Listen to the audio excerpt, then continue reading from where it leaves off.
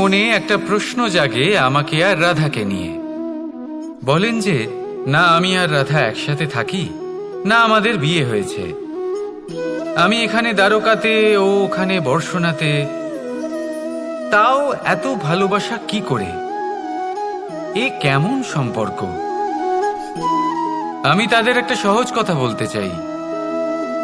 আপনি কখনো আয়নার দিকে দেখেছেন?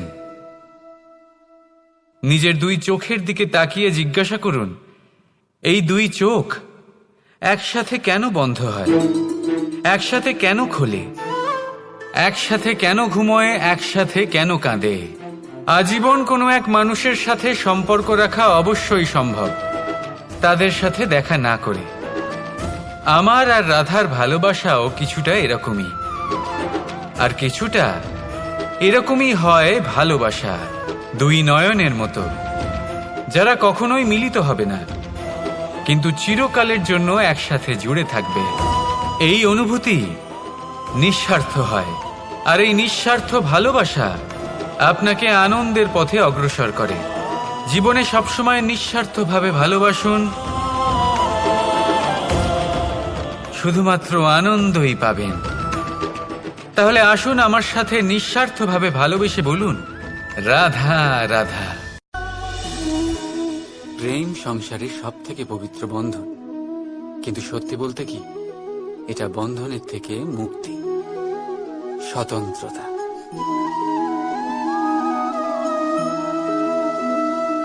বুঝলেন না?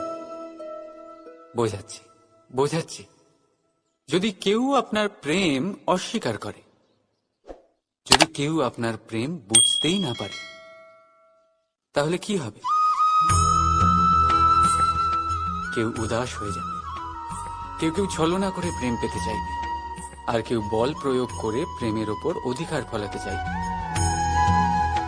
কিন্তু এটা আবশ্যক নয় যাকে আপনি ভালোবাসবেন সেও আপনাকে ভালোবাসবে, কারণ প্রেম কোনো বস্তু নয়, না রাজ্য না ধন যেটা আপনি বল প্রয়োগ করে নিজের বশে আনবেন।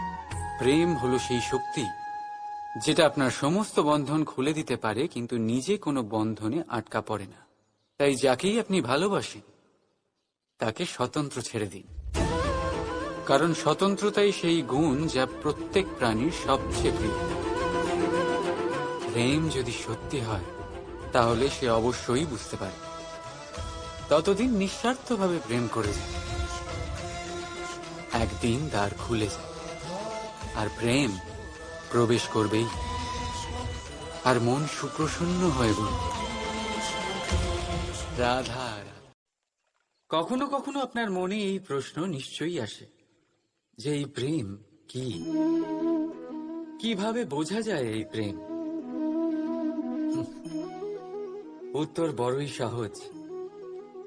যতক্ষণ না আপনি প্রেম করবেন ততক্ষণ আপনি প্রেম বুঝতেই পারবেন না।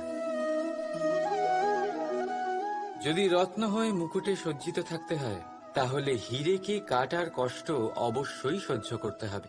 প্রেমের সঠিক অর্থ বুঝতে গেলে মোহকে ত্যাগ করে আত্মসমর্পণ করতেই হবে।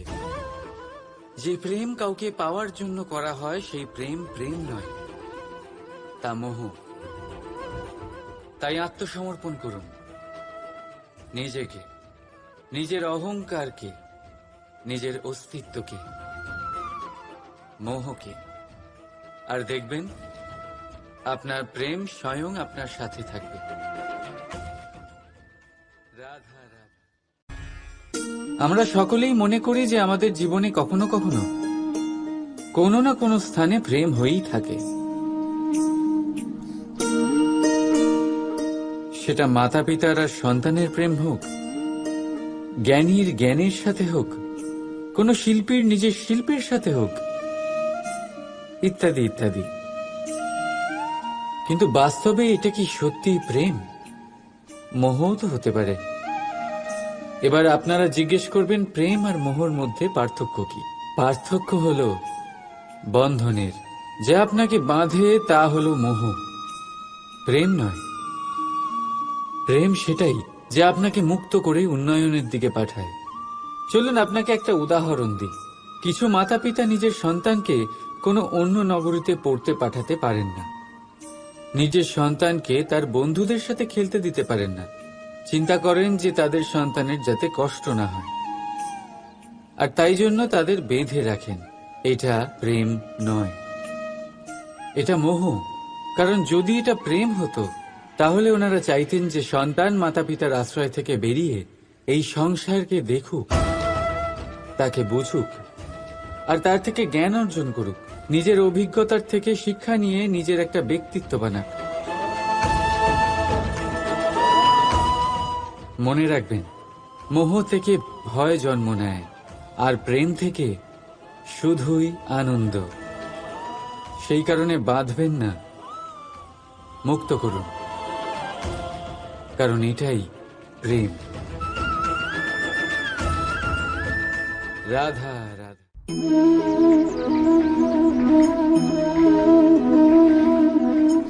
এই কলসিটা দেখছেন আপনারা, এতে জল রাখা হয়। জল যাতে শুদ্ধ থাকে, শীতল থাকে, জল যা তৃষ্ণা মেটায়। কিন্তু ভাবুন, যদি এই কলসির মাটি ঠিক না হয়, যদি একে ঠিক মতন মাখা না হয়, আকার দিয়ে একে ঠিক করে আগুনে যদি পোড়ানো না হয়, তাহলে কি হবে?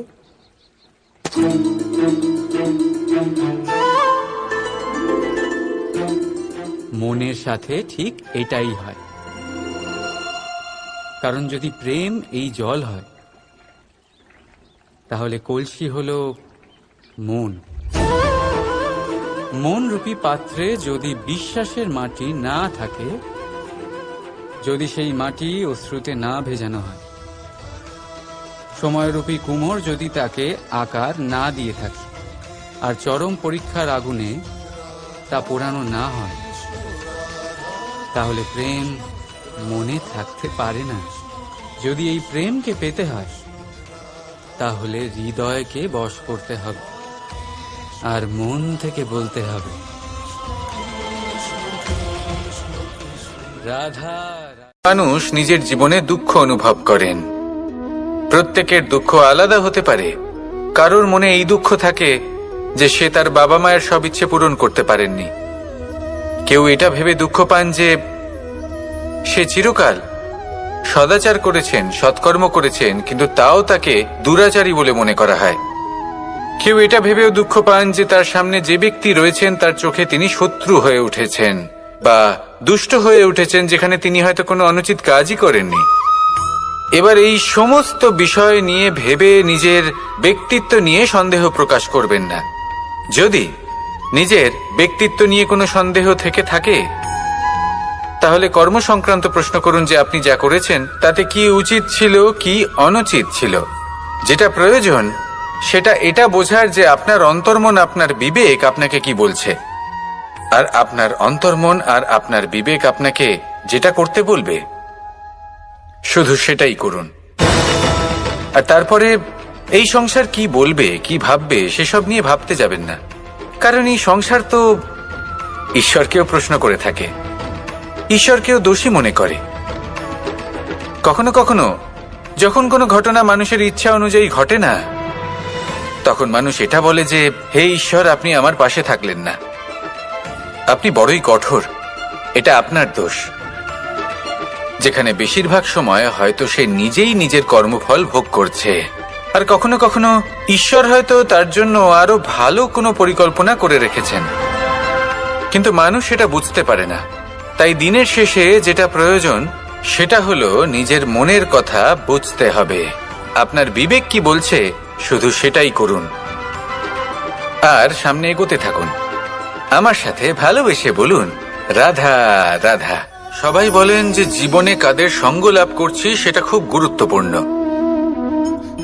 এক ঝুড়ি ফলের মধ্যে যদি একটা পচা ফল আপনি রেখে দেন, তাহলে আস্তে আস্তে সমস্ত ফল পচে যায়। সেই জন্য কথায় আছে যে কুসঙ্গ থেকে দূরে থাকো। কিন্তু কি করা যায়, এই সংসার খুবই ছোট। যেখানে আমরা কাজ করি, যেখানে আমরা থাকি, যে পথে আমরা আসা যাওয়া করে থাকি, যে পথে আমরা ভ্রমণ করি, সেখানে এমন অনেক সংখ্যক ব্যক্তি থাকেন যাকে দেখে আমরা মনে করি যে এদের থেকে দূরে থাকতে হবে। তখন আমরা কি করতে পারি? তাদের কি আমরা পরিত্যাগ করব? তাহলে এই সংসারে এমন অনেক মানুষ আছেন, তাহলে কি সংসারই পরিত্যাগ করব? না, সেই ফলের মতন হবেন না যারা একটি পচা ফলের উপস্থিতির জন্য নিজেরাও নষ্ট হয়ে যান। বরং হয়ে উঠুন চন্দন বৃক্ষের মতন, যেটা আসলে সাপেদের বাসস্থান, যেখানে অনেক সংখ্যক অত্যন্ত ভয়ানক বিষধর সাপ থাকে।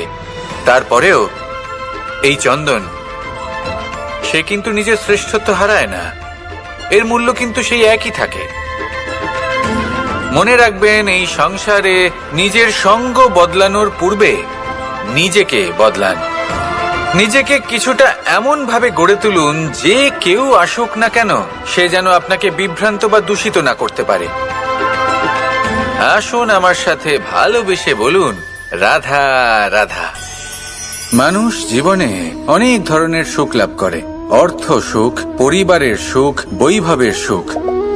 কিন্তু এমন একটা সুখ আছে যা বেশিরভাগ মানুষকে প্রভাবিত করে, কিন্তু সেই সুখ তাদের কোনো প্রয়োজনই নেই। সেটা হলো পরনিন্দা সুখ। অর্থাৎ এমন কোনো ব্যক্তিকে নিয়ে নিন্দা করা, তার প্রতি অনুচিত শব্দ প্রয়োগ করা, কারণ সেই ব্যক্তিকে আপনি পছন্দ করেন না। আর এমন অনেক মানুষ আছেন যারা এই কাজ করে খুব আনন্দ লাভ করেন, যেটা করা উচিত নয়। কারণ এতে আপনার সময়, আপনার ঊর্জা, আপনার নিজের অন্তরের ইতিবাচক শক্তি আপনি নষ্ট করে ফেলছেন। আর এই সব কিছুই আপনার প্রয়োজন আছে।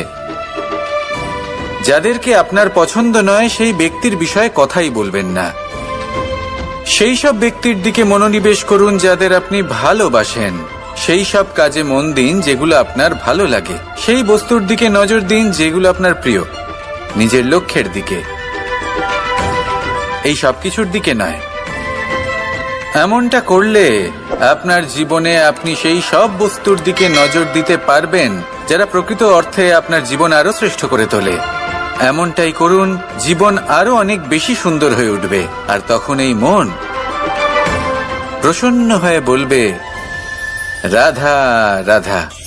আজ আমরা আবার সাফল্য আর অসফলতার বিষয়ে কথা বলবো। সফল ব্যক্তি কে হয় এবং অসফল ব্যক্তি কে হয়, এই বিষয়ে আমরা আগে অনেকবার কথা বলেছি। প্রত্যেক ব্যক্তি সাফল্য লাভ করতে চান, কিন্তু প্রত্যেক ব্যক্তি সাফল্য লাভের এই কাজে সফল হতে পারেন না। এবার এটা কেন হয়, এর পেছনে কারণটা কি? কারণ হলো ভয়। সফল ব্যক্তি হলেন তিনি যিনি নিজের সিদ্ধান্ত দ্বারা এই সমস্ত সংসারকে বদলে দিয়ে থাকেন, এবং অসফল ব্যক্তি হলেন তিনি যিনি এই সংসারকে দেখে এর বিষয়ে ভেবে নিজের সিদ্ধান্ত বদলে ফেলেন। প্রয়োজন হলো নিজের লক্ষ্যের বিষয়ে ভেবে দেখার, পথের বিষয়ে ভেবে দেখার। একবার যদি আপনি পথ নির্বাচন করে থাকেন, সেই পথে অগ্রসর হতে থাকুন আর তাতে অটল থাকুন। সবসময় দৃঢ় প্রতিজ্ঞ হন। আপনি যদি কোনো পথে টিকে থাকেন আর নিরন্তর পরিশ্রম করতে থাকেন, তবেই আপনার জীবনে সাফল্য আসবে। যদি কথায় কথায় লোকে কি ভাববে, লোকে কি বলবে, একথা ভেবে নিজের সিদ্ধান্ত পাল্টান, তাহলে কখনো নিজের লক্ষ্যে পৌঁছতে পারবেন না। আসুন আমার সাথে ভালোবেসে বলুন, রাধা রাধা। মানুষের 6টি বড় শত্রু রয়েছে, আর এরা অন্য কোথাও নয়, বরং মানুষের অন্তরেই বাস করে। এই 6টি শত্রু হল কাম, ক্রোধ, মোহ, লোভ, ঈর্ষা আর অহংকার। কিন্তু এরা কি চিরকাল আপনার শত্রু হিসেবেই থেকে যায়? এদেরকে নিজের বন্ধু করে তোলা কি সম্ভব নয়? ভেবে দেখুন না। এবার যদি কথা বলি কাম নিয়ে, অর্থাৎ কামনা করা, তাহলে মানুষ যদি জীবনে কামনা করতে থাকে তাহলে সন্তোষের অনুভূতি লাভ করতে পারে না। কিন্তু এই কামনাই মানুষের বন্ধু হয়ে উঠতে পারে। কিভাবে?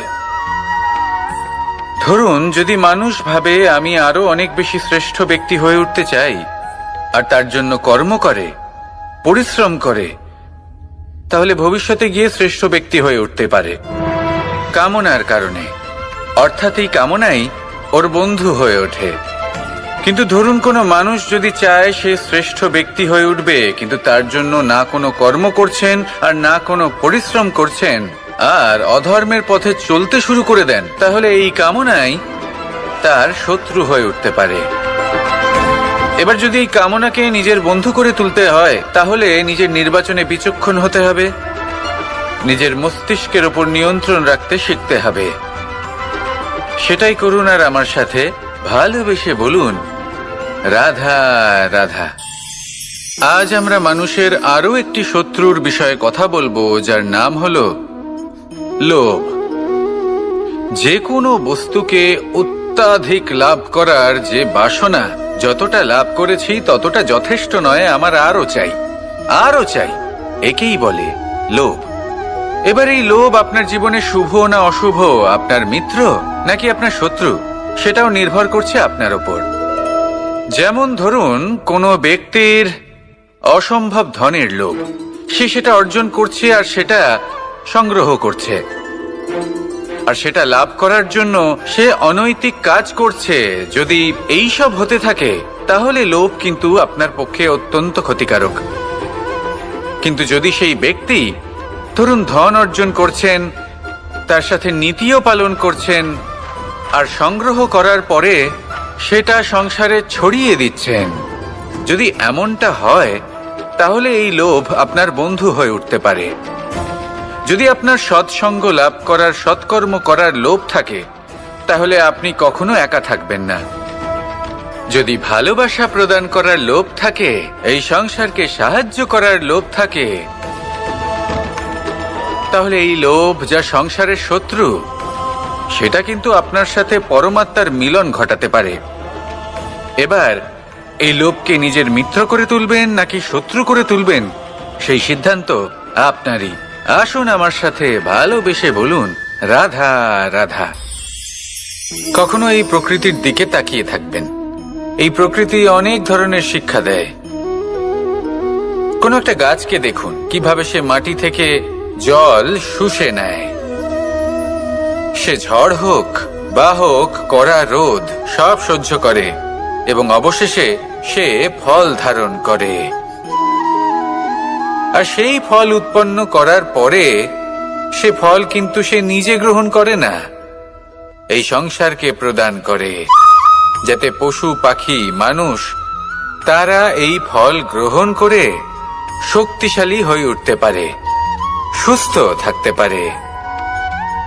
সেভাবেই নদী, সরোবর এরা নিজেরাও কিন্তু নিজেদের জল গ্রহণ করে না, মাটিকে প্রদান করে, পশু পাখিকে প্রদান করে। সূর্য নিজেও নিজের জন্য প্রজ্বলিত হয় না, সে প্রকাশ ছড়িয়ে দিতে চায় আমাদের সবার কাছে, সে আলো পৌঁছে দিতে চায়। এই প্রত্যেকের কর্মে পরমার্থ নিহিত আছে, আর সেই জন্যই এদের সকলকে পুজো করা হয়। তাই মনে রাখবেন, আপনার কাছে জীবন যাপনের অতিরিক্ত যা কিছুই আছে তা পরমার্থের জন্য। তাহলে তার সদ্ব্যবহার করুন আর আমার সাথে ভালোবেসে বলুন, রাধা রাধা। পরিবর্তন, এটা হলো সৃষ্টির অমূল্য নিয়ম। এই সংসারে সবকিছু সময়ান্তরে পরিবর্তিত হয়, এই সময়ও পরিবর্তিত হয়। পরিবর্তন চিরকাল হয়ে এসেছে আর চিরকাল হতে থাকবে। কিন্তু এবার আমরা সেই পরিবর্তন কিভাবে লাভ করব, যেটা আমাদের প্রয়োজন, যেটা আমরা চাই। আমরা জীবনে বিকাশ চাই। এই বিকাশ কিভাবে লাভ করতে পারি? এই প্রকৃতি কিন্তু আমাদের অত্যন্ত উত্তম উদাহরণ দিয়ে বুঝিয়েছে। একটি বিন্দুর উদাহরণ দিয়েছে যা ভবিষ্যতে একটা বিশাল নদীর আকার ধারণ করে। এটা কিভাবে হয়? মেঘ থেকে একটি বিন্দু ঝরে পড়ে সেই পর্বতের ওপর যেখানে হিম আছে। সেই হিমের সংস্পর্শে আসা মাত্র সেই বিন্দুর সাথে আরো বেশ কিছু বিন্দু যুক্ত হয়, তারপর তারা অগ্রসর হয়, আরো কিছু বিন্দু যুক্ত হয়, আস্তে আস্তে একটা ক্ষীণ ধারার রূপ ধারণ করে। এবং সেটাই ভবিষ্যতে আরো এগোতে থাকে।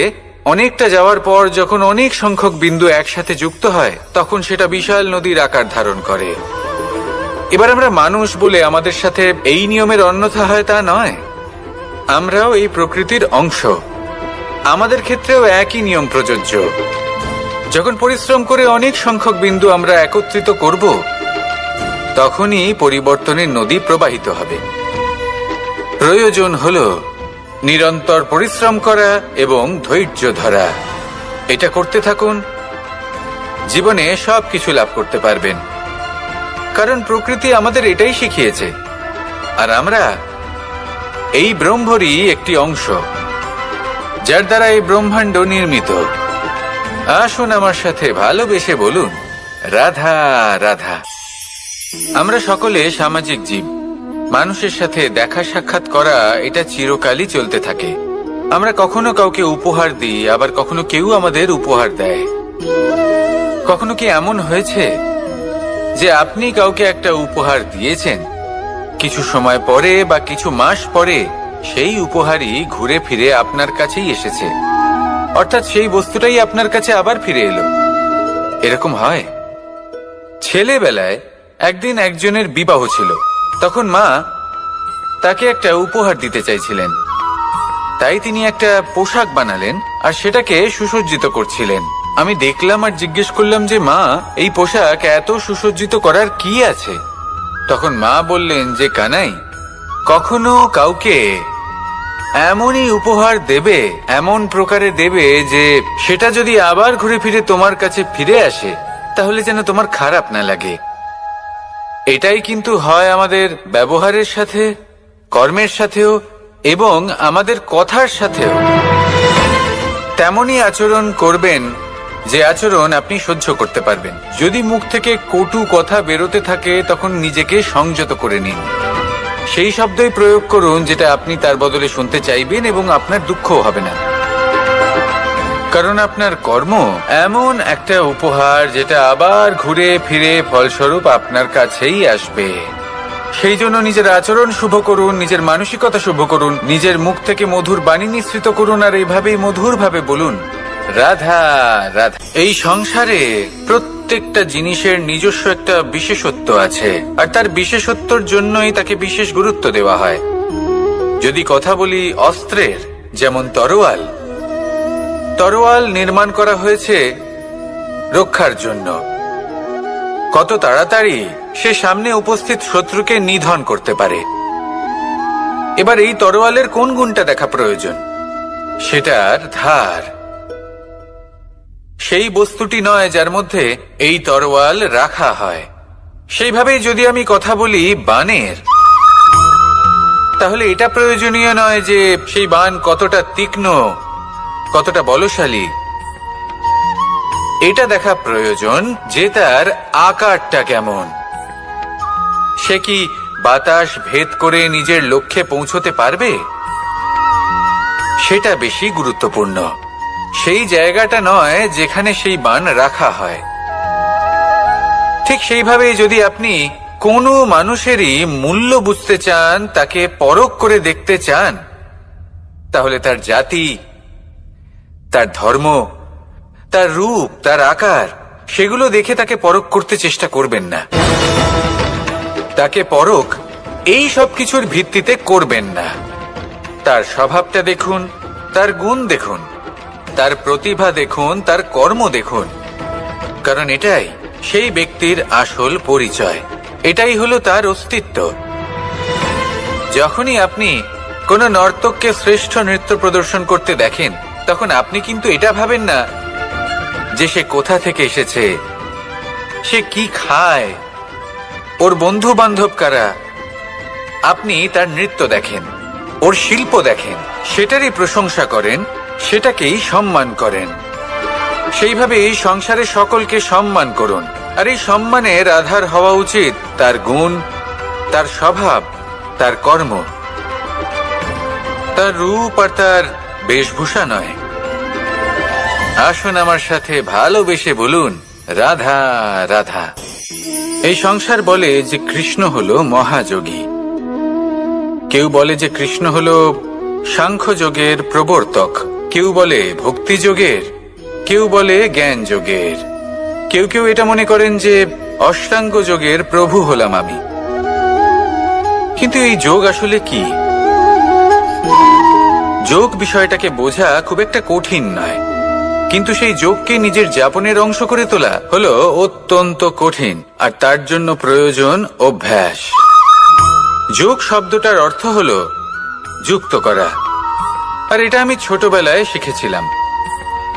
যখন আমার মাখন খেতে ইচ্ছে করত আর মা মাখনের সেই হাঁড়িটা ওপরে টাঙিয়ে রাখতেন, তখন আমরা ভাবতাম যে অত দূরে পৌঁছবো কি করে। তখন আমরা যোগের বিষয়ে জানতে পারলাম, আর তখন জানতে পারলাম যে সবথেকে গুরুত্বপূর্ণ যোগ আসলে কি? সহযোগিতা, সাহায্য। আমরা সব সখারা একসাথে জড়ো হতাম, একে অপরের পিঠের ওপর উঠে দাঁড়াতাম, আর তারপর আমরা ওই মাখনের হাঁড়ির কাছে পৌঁছতে পারতাম, আর তারপর আমরা সবাই মিলে সেই মাখন ভাগ করে খেতাম।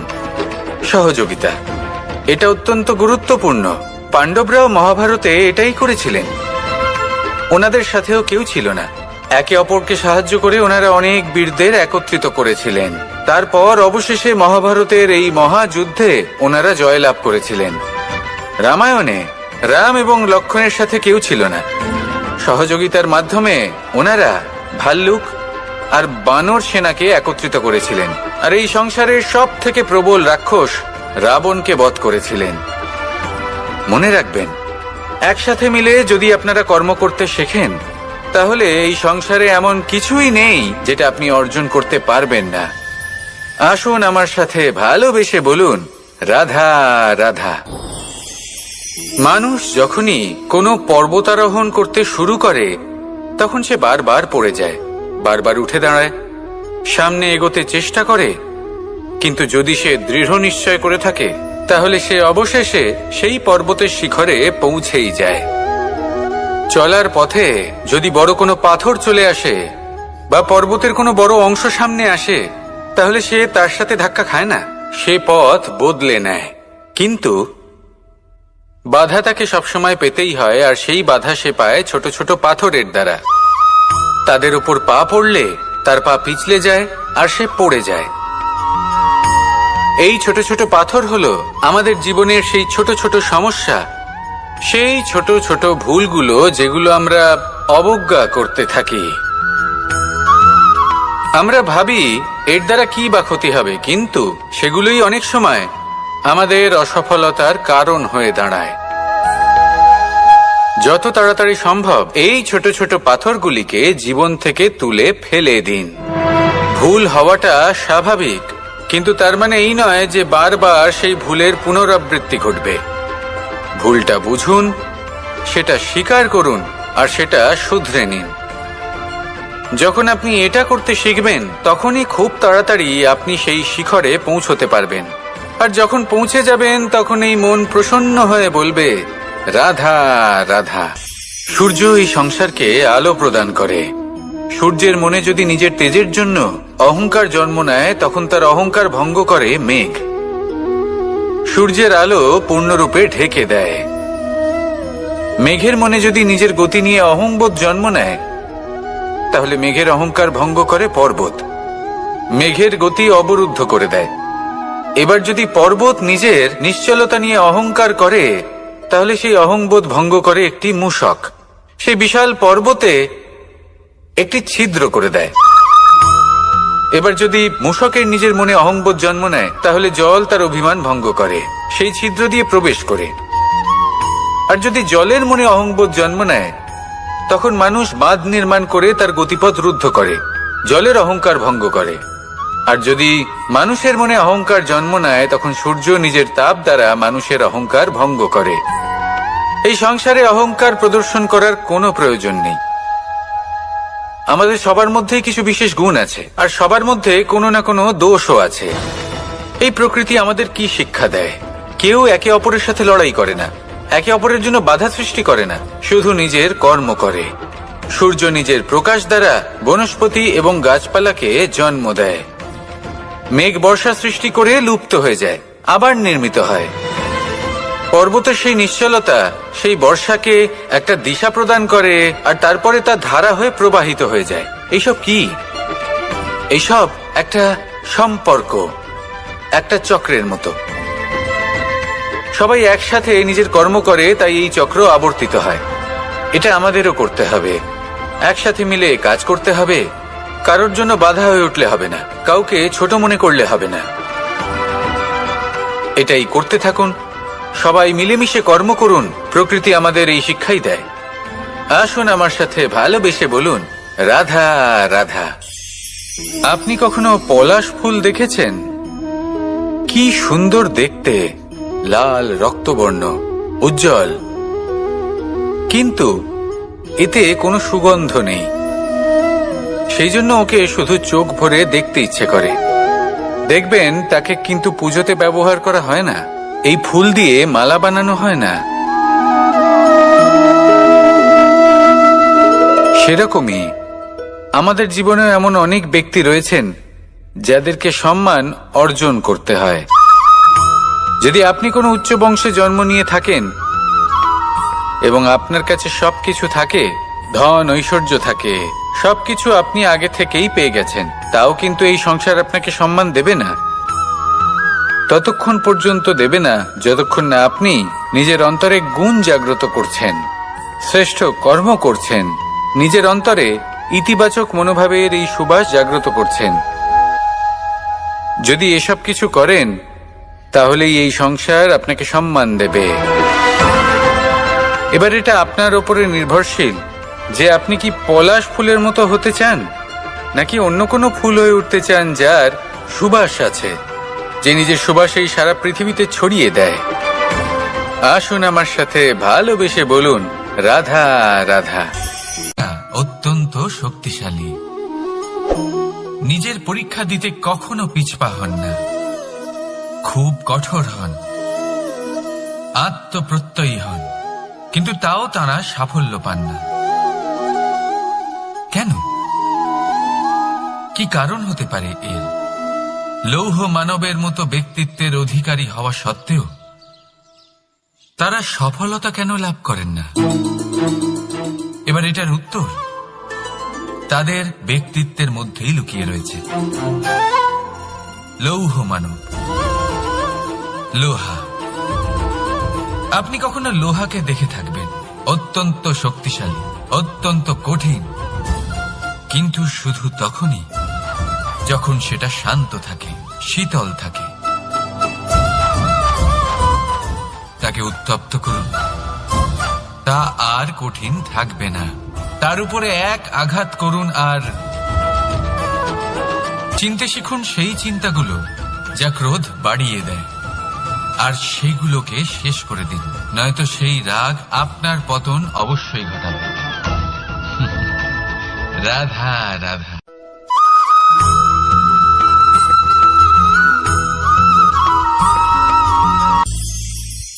ভবিষ্যৎ। সংসারে এমন কোন ব্যক্তি আছেন যিনি নিজের ভবিষ্যতের বিষয় ভাবেন না? যে কেউ ভাবেন আমার ভবিষ্যৎ কিছু এরকম হবে, আমি ভবিষ্যতে এরকম কিছু একটা করব, এই সুবিধা থাকবে, এই আনন্দ পাবো, ইত্যাদি ইত্যাদি। কিন্তু সত্যি বলি, ভবিষ্যতের থেকে বড় ভণ্ড আর কেউ নেই। ভবিষ্যৎ আপনাকে ছেড়ে চলে যাবে, আপনি জানতেও পারবেন না। ভবিষ্যৎ আপনার থেকে আপনার বর্তমান কেড়ে নেবে। অনেক সময় আমরা ভবিষ্যতের বিষয় ভাবতে থাকি, দুশ্চিন্তা করতে থাকি, ভবিষ্যৎ দিয়ে নিজেকে এতটাই ঘিরে ফেলি যে বর্তমান কি তা ভুলেই যাই, তার বোধই আমাদের থাকে না। ভাবুন, ভবিষ্যৎ কি? ভবিষ্যৎ হলো সেটাই যা এখনো পর্যন্ত ঘটেনি। বর্তমান হলো সেটা যা এখন ঘটছে। তাহলে যা এখনো ঘটেইনি তার বিষয়ে দুশ্চিন্তা করে নিজেকে ব্যতিব্যস্ত কেন করছেন? এই বর্তমান, এটাই হলো গুরুত্বপূর্ণ। এর উপরে সমস্ত ভাবনা কেন্দ্রীভূত করুন। মনে লক্ষ্য অবশ্যই রাখুন, কিন্তু পুরো মনোযোগ শুধু বর্তমানে থাকবে। এই বর্তমানকে যদি সামলে নিতে পারেন, তাহলে আপনার ভবিষ্যৎ এমনি উজ্জ্বল হয়ে উঠবে। তাহলে আসুন আমার সাথে ভালোবেসে বলুন, রাধা রাধা।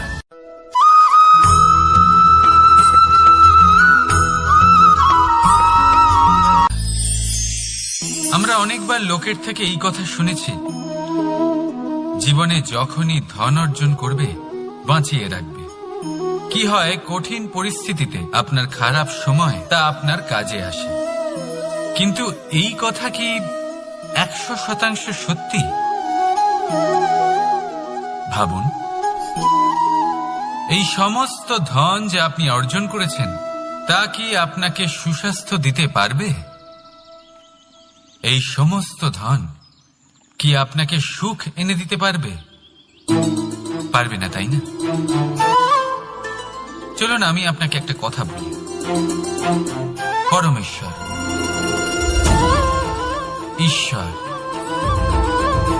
যদি এই ঈশ্বরের ওপর আপনি বিশ্বাস রাখেন, সর্বদাই ভালো কাজ করেন, সবার মধ্যে প্রেম ছড়িয়ে দেন আর সবার জন্য শুধু ও শুধুমাত্র শুভকামনা করেন, তাহলে আপনার সাথে কখনো কোনো খারাপ হতে পারে না। তাই সময় বদলান, সময় বদলানোর উপকরণ নয়। আর ভালোবেসে বলুন রাধা রাধা।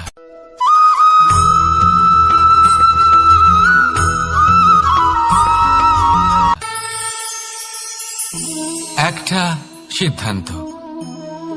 এই জীবনে একটা সিদ্ধান্তের গুরুত্ব কি হতে পারে তা কখনো ভেবে দেখেছেন?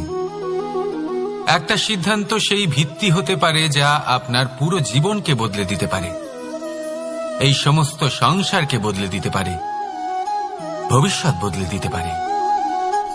এই সিদ্ধান্ত যে কোন রাস্তা চয়ন করতে হবে, সেই সিদ্ধান্ত যে কখন সামনে এগোতে হবে আর কখন থেমে যেতে হবে, সেই সিদ্ধান্ত যে কখন যুদ্ধ করতে হবে আর কখন নিজেকে পিছু পা হতে হবে। এই সিদ্ধান্ত হলো খুব গুরুত্বপূর্ণ। আর আপনি তো এই সংসারে একা নন, তাই আপনার একটা সিদ্ধান্ত শুধু আপনার জন্যই নয়, সমস্ত সংসারের জন্য গুরুত্বপূর্ণ হতে পারে। এবার এই সিদ্ধান্ত আপনারই হবে। ভাবনা চিন্তা করে নেবেন, সাফল্য পাবেন। রাধা রাধা।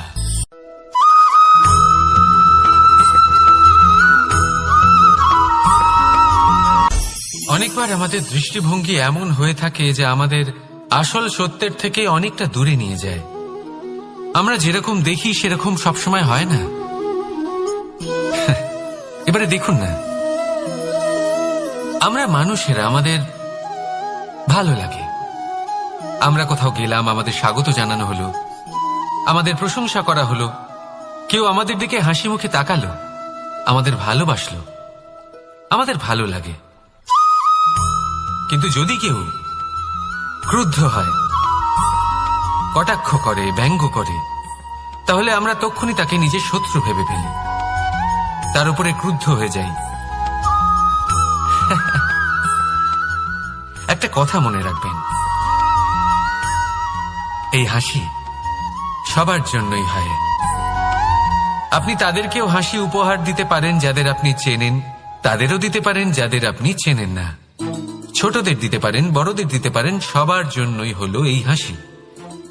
কিন্তু ক্রোধ, ক্রোধ তাদের ওপরেই আসে যাদের আমরা জীবনে কখনো হারাতে চাই না, যাদেরকে আমরা অসম্ভব ভালোবাসি, যাদের জন্য আমরা আশা করি যে তাদের জীবনের পরবর্তী সময় সব সময় সুখময় হোক, উজ্জ্বল হোক। সেই জন্য আপনার জীবনের সমস্ত সেই ব্যক্তি যারা আপনার উপরে ক্রুদ্ধ হন, কটাক্ষ করেন, জরুরি নয় তিনি আপনার শত্রুই হবেন। হতে পারে সে হলো আপনার শুভাকাঙ্ক্ষী, যিনি আপনার শুধুমাত্র ভালোই চান, যিনি আপনার জন্য একটা সুন্দর ভবিষ্যৎ চান। সেই জন্য সব সময় মন দিয়ে অন্যের কথা বোঝার প্রয়াস করুন। আপনি জানতে পারবেন তাদের কর্মের ধর্ম কি হতে পারে, আপনি জানতে পারবেন তাদের ক্রোধের মর্ম কি হতে পারে। রাধা রাধা।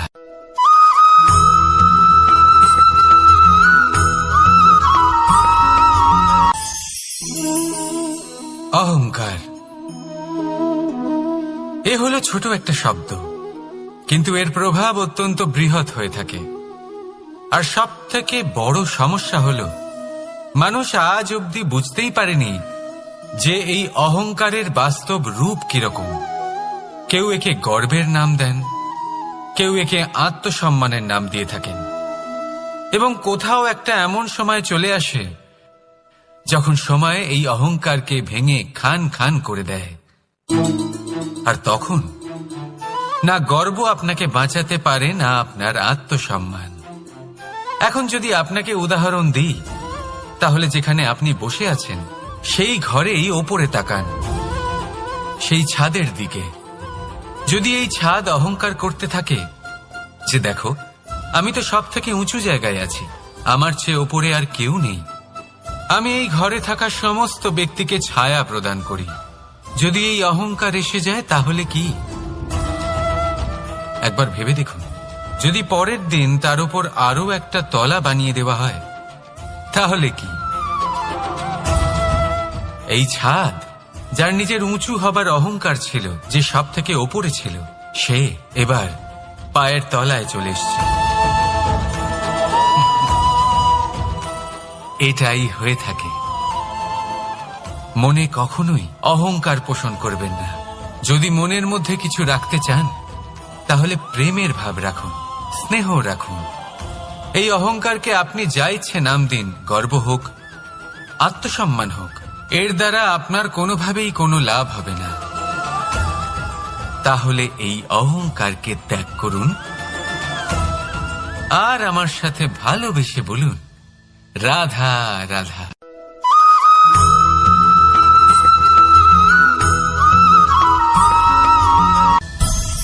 সংসারে অনেক সময় এরকম হয় যে আমরা খুব সমস্যায় থাকি, খুব বিপদের মধ্যে থাকি, আর সেই সমস্ত মানুষ যারা আমাদের কাছের মানুষ, আমাদের আপনজন, তারা আমাদের ত্যাগ করে চলে যান। আমরা এই সময় দুঃখ পাই, নিরাশ হয়ে পড়ি এবং একা একাই সেই সমস্যাকেও কাটিয়ে উঠি। এবার পরিস্থিতি যেমন খুশি হোক না কেন, সেই সব মানুষ যারা এমন সময় আপনাকে ত্যাগ করেছেন তাদের প্রতি ক্রুদ্ধ হওয়া, অভিমান করা, এটা অনুচিত। আমি বলবো তাদের প্রতি কৃতজ্ঞ থাকুন। আমি বলবো তাদের ধন্যবাদ জানান যে তারা এমন সময় আপনার সঙ্গ ত্যাগ করেছেন যখন আপনার তাদের সব থেকে বেশি প্রয়োজন ছিল।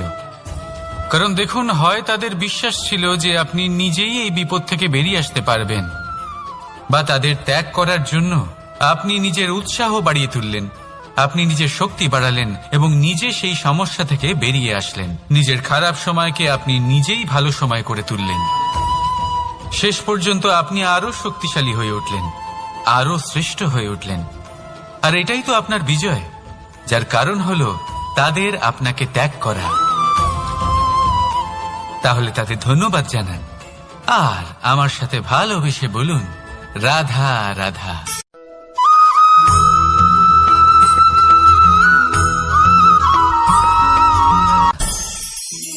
অনেক সময় যখন আমরা কর্ম করি, সাফল্য লাভ করি, কঠিন পরীক্ষায় উত্তীর্ণ হই, বড় কাজ করি, আমাদের মনে হয় এই সংসার আমাদের একটু প্রশংসা করুক, ভালো লাগে। অনেকবার মনে হয় এটা হলো আমাদের কর্মের ফলই বটে, আমরা আনন্দ পাই।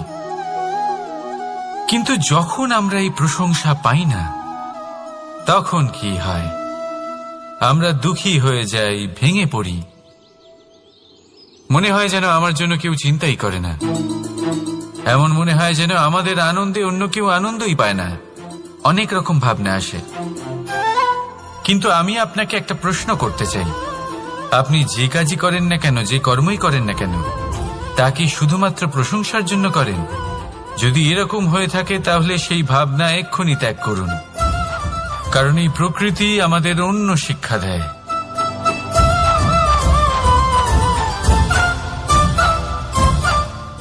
এই ফুলকে দেখুন, এই যে ফুলের সুবাস, যা আমার মনকে উচ্ছ্বসিত করে তোলে, মনে শক্তির সঞ্চার করে, এই সুগন্ধ। কিন্তু ভেবে দেখুন, ফুলের কিন্তু এই কাজ করার জন্য কোনো প্রশংসারই প্রয়োজন হয় না। এটাই হলো প্রকৃতির শিক্ষা। যিনি সৎ হন, সৎকর্ম করেন, তার কোনো প্রশংসার প্রয়োজন হয় না, কারণ ওনার কর্মই হলো ওনার সুবাস। মনে রাখবেন, আতর নকল ফুলে দেওয়া হয়, প্রকৃত ফুলের তার কোনো প্রয়োজন হয় না। সেইভাবেই আপনিও কর্ম করতে থাকুন শুভ চিন্তা নিয়ে। এই মনকে সব সময় শান্ত রাখুন, স্বচ্ছ রাখুন।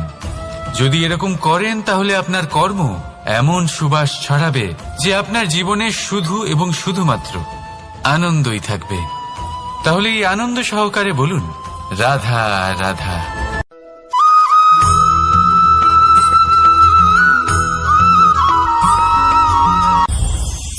এই সংসারে যখনই কোনো সমস্যা আসে তখন আমরা আমাদের সব থেকে বড় সম্বলের কাছে আশ্রয় খুঁজি, তা হলো আমাদের বিশ্বাস।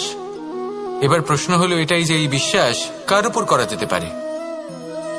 পরিবারের ওপর, বন্ধুর ওপর, নাকি তাদের উপর বিশ্বাস করা উচিত যাদেরকে আমরা কখনো সঙ্গ দিয়েছি?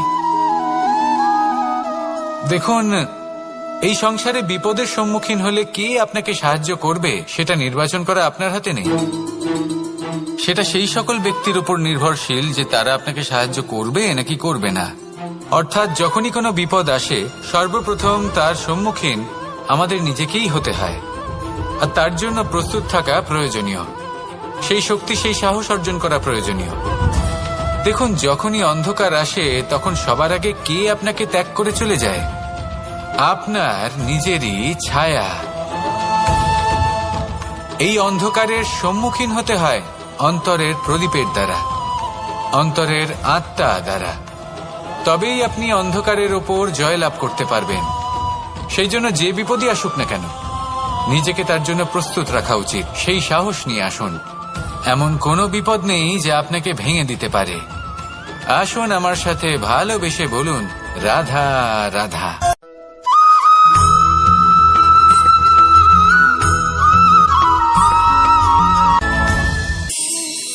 এই সংসারে এমন কোনো পর্বত নেই যা এতটাই উঁচু যে মানুষ তার শিখরে পৌঁছতে পারবে না, তাকে অতিক্রম করতে পারবে না। এই সংসারে এমন কোনো সাগর নেই যা কিনা এতটাই গভীর যেখানে মানুষ তার তলদেশে পৌঁছে ফিরে আসতে পারবে না। একটা ছোট্ট বরফের টুকরো পর্বতের শিখরে গলে গিয়ে বইতে থাকে, আর দেখতে দেখতেই তা মহানদী গঙ্গায় পরিবর্তিত হয়। এর কারণ কি? এর কারণ হলো প্রচেষ্টা, প্রারব্ধ নয়। এই প্রচেষ্টাই সুনিশ্চিত করে যে আপনার প্রারব্ধ কি হবে। এই সমস্ত কিছু হলো প্রচেষ্টা আর প্রারব্ধের খেলা। আপনার প্রচেষ্টা যেরকম হবে আপনার প্রারব্ধ সেরকমই হবে। আর আপনার প্রচেষ্টা যদি উচ্চ মানের হয় তাহলে প্রারব্ধকে আপনার সামনে নত হতেই হবে। কি বলেন? তাহলে আসুন আমার সাথে ভালোবেসে বলুন, রাধা রাধা। অনেক সময় মানুষ অতীতকে দেখেন আর তখন অহংবোধে পরিপূর্ণ হয়ে ওঠেন।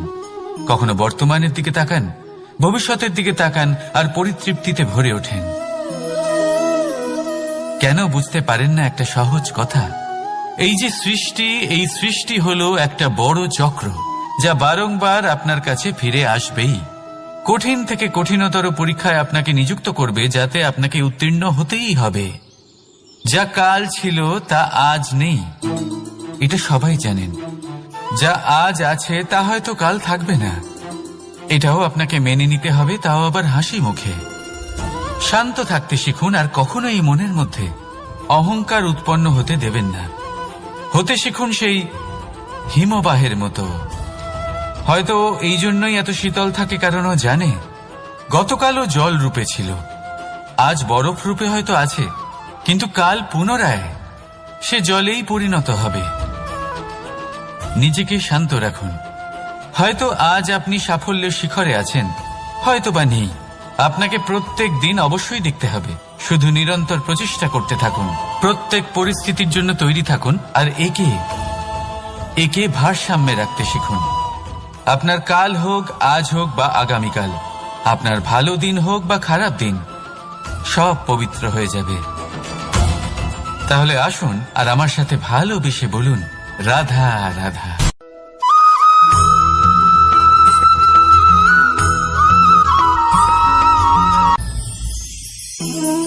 জীবনে ক্ষমা চাওয়া তাও কিছুটা সহজ, ক্ষমা করতে পারা অত্যন্ত কঠিন। ক্ষমা 2 অক্ষরের এই শব্দ হতে পারে, কিন্তু অত্যন্ত বড় এই শব্দ, অত্যন্ত গুরুত্বপূর্ণ এই শব্দ। কখনো কখনো অন্য কাউকে ক্ষমা করে দেওয়া তাও কিছুটা সহজ কাজ, কিন্তু নিজেকে ক্ষমা করতে পারা অত্যন্ত কঠিন হয়ে দাঁড়ায়। অতীতে যদি আমাদের এমন কোনো ভুল হয় যে কারণে আমরা নিজেকে ক্ষমা করতে পারি না, অনেক সময় এমন কিছু ভুল করে বসি যে বিষয় শুধু আমরাই জানি, কিন্তু আমরা নিজেকে ক্ষমাই করতে পারি না, আর আমাদের বিকাশ সেখানে স্তব্ধ হয়ে যায়। কারণ যদি আপনি ক্ষমা করতে না শেখেন, নিজেকে ক্ষমা যদি না করতে পারেন, তাহলে তা আপনার জীবনের সবথেকে বড় বাধা হয়ে দাঁড়াবে। সেই জন্য জীবনে অবশ্যই শিখুন যে কিভাবে নিজেকে ক্ষমা করতে হয়, আর শিখুন যে আগের করা ভুল আবার কি করে না করা যেতে পারে। এই মন হালকা হবে আর প্রসন্ন হয়ে বলবে, রাধা রাধা।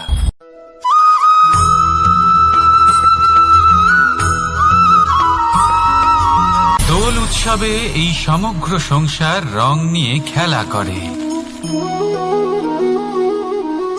কিন্তু এই রঙের সারমর্ম এই সংসার কি জানে?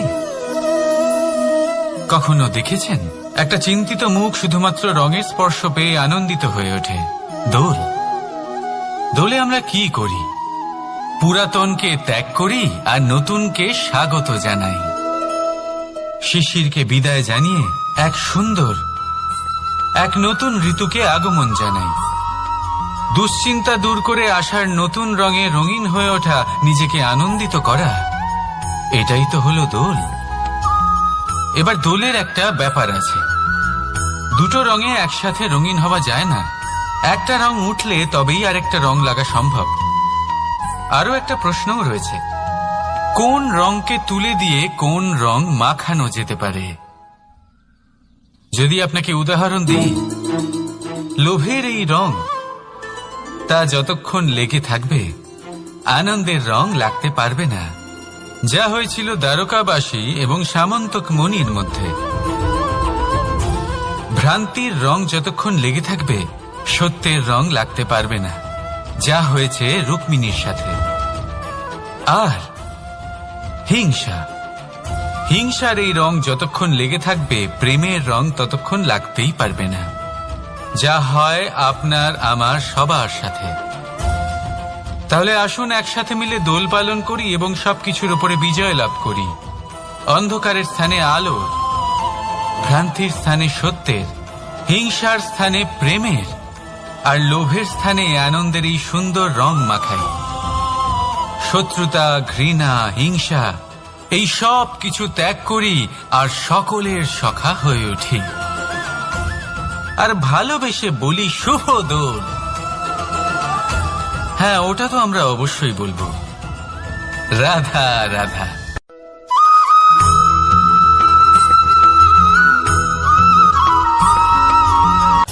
আমার কাছে যশোদা মা যেমন, আমার কাছে দেবকী মা যেমন, আমার কাছে ঠিক তেমনই হলেন গোমাতা। এবার ভেবে দেখার বিষয় হলো এটা যে এই সংসারে অসংখ্য প্রাণী আছে, একজন গাইকে একজন মায়ের মর্যাদা কেন দেওয়া হয়? তাহলে এর অনেকগুলো কারণ আছে। এই গাই অর্থাৎ গোমাতা, এনারা হলেন অত্যন্ত শান্ত, শান্তি প্রিয়, কখনো কারোর কোনো ক্ষতি করতেই পারেন না। গোমাতা যে দুধ নিজের বাছুরকে পান করান সেই দুধই আমাদেরও দেন। সেই দুধ পান করে আমরা শক্তি লাভ করি। এই দুধ থেকে আমরা মাখন, ঘি, পায়েস এইসব সুস্বাদু খাবার লাভ করি। গোমাতার গোবর আমাদের জ্বালানি হিসেবে সাহায্য করে, যার ফলে খুব কম সংখ্যক কাঠ ব্যবহার করা যায় এবং বেশিরভাগ জঙ্গল সুরক্ষিত থাকে। গোমাতার গোমূত্র, সেটাও আমাদের কাছে লাভজনক। এর দ্বারা আমরা অনেক রোগ থেকে মুক্তি লাভ করতে পারি। গোমাতা যখন একটি বাছুরকে জন্ম দেন তখন সেই বড় হয়ে আমাদের ক্ষেত কর্ষণ করে। সেই জন্য গাইকেও জীবনে মায়ের মর্যাদা দেবেন।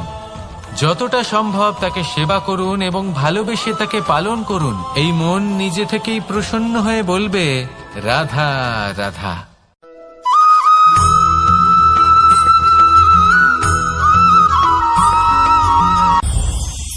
এই সংসারে যখনই কোনো সমস্যা আসে তখন আমরা আমাদের সব থেকে বড় সম্বলের কাছে আশ্রয় খুঁজি, তা হলো আমাদের বিশ্বাস। এবার প্রশ্ন হলো এটাই যে এই বিশ্বাস কার উপর করা যেতে পারে? পরিবারের উপর, বন্ধুর উপর, নাকি তাদের উপর বিশ্বাস করা উচিত যাদেরকে আমরা কখনো সঙ্গ দিয়েছি? দেখুন, এই সংসারে বিপদের সম্মুখীন হলে কে আপনাকে সাহায্য করবে সেটা নির্বাচন করা আপনার হাতে নেই। সেটা সেই সকল ব্যক্তির উপর নির্ভরশীল যে তারা আপনাকে সাহায্য করবে নাকি করবে না। অর্থাৎ যখনই কোনো বিপদ আসে সর্বপ্রথম তার সম্মুখীন আমাদের নিজেকেই হতে হয়, আর তার জন্য প্রস্তুত থাকা প্রয়োজনীয়। সেই শক্তি, সেই সাহস অর্জন করা প্রয়োজনীয়।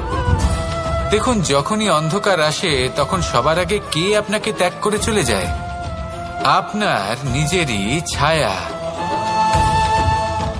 এই অন্ধকারের সম্মুখীন হতে হয় অন্তরের প্রদীপের দ্বারা, অন্তরের আত্মা দ্বারা।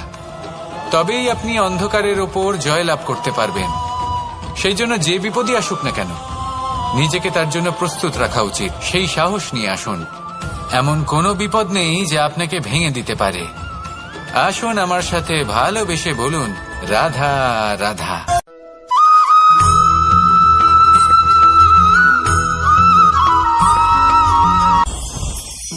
মুঠো হাতের শক্তি বেশি, মুঠো খুললেই তা দুর্বল। তা এমন কি থাকা উচিত এই বন্ধ মুঠোয় যা লাখের সমান? মানসিকতা এবং স্বপ্ন।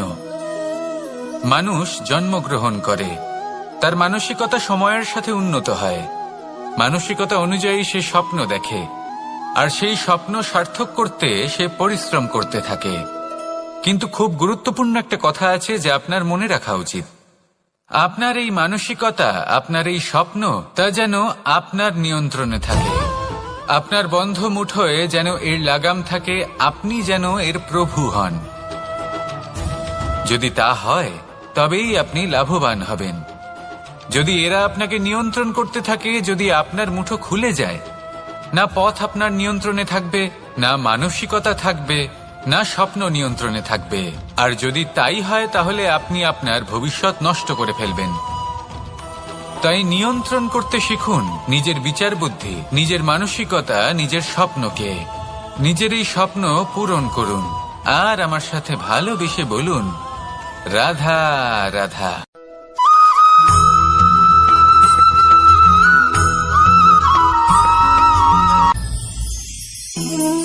জীবনে ক্ষমা চাওয়া তাও কিছুটা সহজ, ক্ষমা করতে পারা অত্যন্ত কঠিন। ক্ষমা 2 অক্ষরের এই শব্দ হতে পারে, কিন্তু অত্যন্ত বড় এই শব্দ, অত্যন্ত গুরুত্বপূর্ণ এই শব্দ। কখনো কখনো অন্য কাউকে ক্ষমা করে দেওয়া তাও কিছুটা সহজ কাজ, কিন্তু নিজেকে ক্ষমা করতে পারা অত্যন্ত কঠিন হয়ে দাঁড়ায়। অতীতে যদি আমাদের এমন কোনো ভুল হয় যে কারণে আমরা নিজেকে ক্ষমা করতে পারি না, অনেক সময় এমন কিছু ভুল করে বসি যে বিষয় শুধু আমরাই জানি, কিন্তু আমরা নিজেকে ক্ষমাই করতে পারি না। আর আমাদের বিকাশ সেখানেই স্তব্ধ হয়ে যায়। কারণ যদি আপনি ক্ষমা করতে না শেখেন, নিজেকে ক্ষমা যদি না করতে পারেন, তাহলে তা আপনার জীবনের সব থেকে বড় বাধা হয়ে দাঁড়াবে।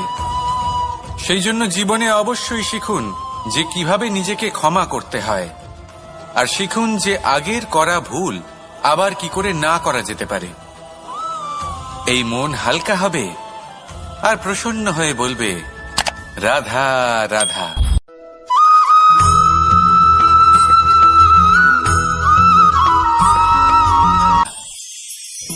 আমি রাধাকে ভালোবাসি, আর এই কথাটা সমগ্র সংসার জানে। আর সময় অন্তরে লীলার দ্বারা, বিভিন্ন ঘটনা দ্বারা, কর্মের দ্বারা আমি নিজের এই ভালোবাসা রাধার সামনে প্রকাশ করি। এবার আপনি বলবেন এসবের কি প্রয়োজন? রাধা কি এই কথা জানে না যে কৃষ্ণ তাকে কতটা ভালোবাসে? অবশ্যই জানে, কিন্তু এই যে ভালোবাসা, তা মনে রেখে দেওয়ার জন্য নয়, তা প্রকাশ করার জন্য। আর বারংবার এই ভালোবাসাকে প্রকাশ করা উচিত, উচিত সময় এবং উচিত সুযোগ দেখে। কিরকম? এবার যদি আপনি প্রেমীর সাথে কোনো উৎসবে থাকেন তাহলে তার সাথে নৃত্য সঙ্গীত করুন। যদি ভিড়ের মাঝে থাকেন তখন প্রেমীকে সম্মান করুন, একান্তে প্রসাধন করুন। দুঃখের সময় তার হাত ধরে থাকুন, সুখের সময় আলিঙ্গন করে রাখুন। এই প্রেম যত প্রকাশ করবেন ততই এই প্রেমের বৃদ্ধি হবে। এই প্রেম আরো বেশি গভীর হবে, অটুট হবে। তাই এই প্রেমকে মনে নয়, আপনার জীবনে স্থান দিন। মন খুলে প্রকাশ করুন আর আমার সাথে ভালোবেসে বলুন, রাধা রাধা।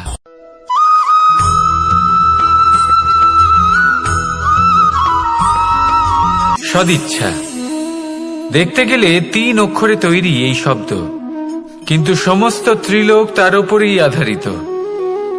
আপনি এই সংসারে এসেছেন, তখন অবশ্যই শ্বাস নেবেন, কিন্তু তার বদলে আপনাকে কিছু তো দিতেই হবে। আপনার উপর নির্ভর করছে আপনি কি দেবেন। কি দেবেন এই সংসারকে, এই সমাজকে, নিজের পরিবারকে, আর তার বদলে কি নেবেন? যশ নাকি অপযশ? দেখুন, এক ছিল রাবণ, যে কিনা সমুদ্র পার করল সীতাকে অপহরণ করার জন্য, আর এক ছিলেন রামচন্দ্র, যিনি সমুদ্র পার করেছিলেন, সেতু বানিয়ে গিয়েছিলেন সীতাকে ফিরিয়ে নিয়ে আসার জন্য। দুজনেই সমুদ্র পার করেছিলেন, শুধু পার্থক্য ছিল সদিচ্ছাকে বোঝার, লক্ষ্যের। অনেক মানুষের যাত্রা একরকম হতেই পারে, কিন্তু আনন্দ তখনই লাভ করবেন যখন লক্ষ্য শুভ হবে, মহান হবে। এই লক্ষ্য দিয়ে এই সংসারের কল্যাণ হবে এবং মানুষের সম্মান হবে। যদি আপনার সংকল্প উচিত হয় তাহলে আপনার লক্ষ্য উচিতই হবে, নয়তো শুধুমাত্র বিনাশ হবে। আর উচিত এটাই হবে যে বিনাশের হাত থেকে যেন নিজেকে বাঁচানো যায়, কি বলেন? তাই জীবনে যে লক্ষ্য স্থির করছেন মনে রাখবেন তা যেন শুভ লক্ষ্য হয়। যদি এরকম হয় তাহলে আপনার যাত্রা, আপনার জীবন দুটোই শুভময় হবে। আসুন আর আমার সাথে ভালোবেসে বলুন, রাধা রাধা।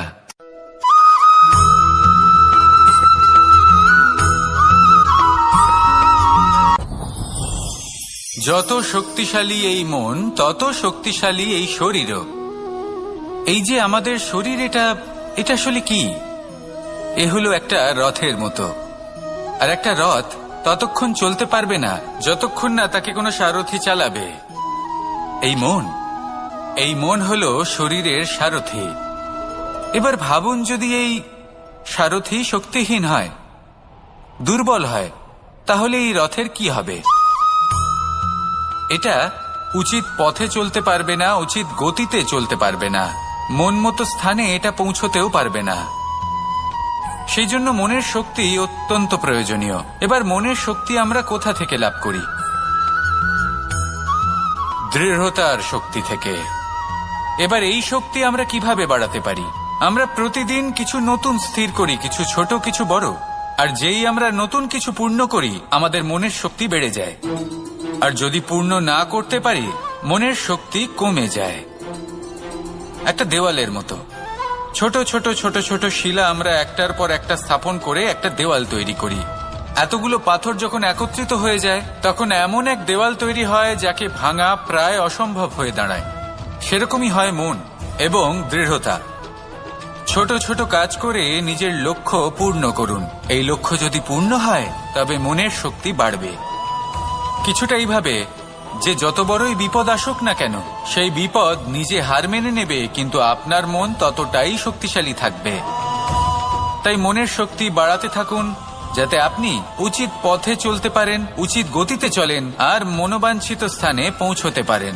তবেই এই মন প্রসন্ন হয়ে বলবে, রাধা রাধা।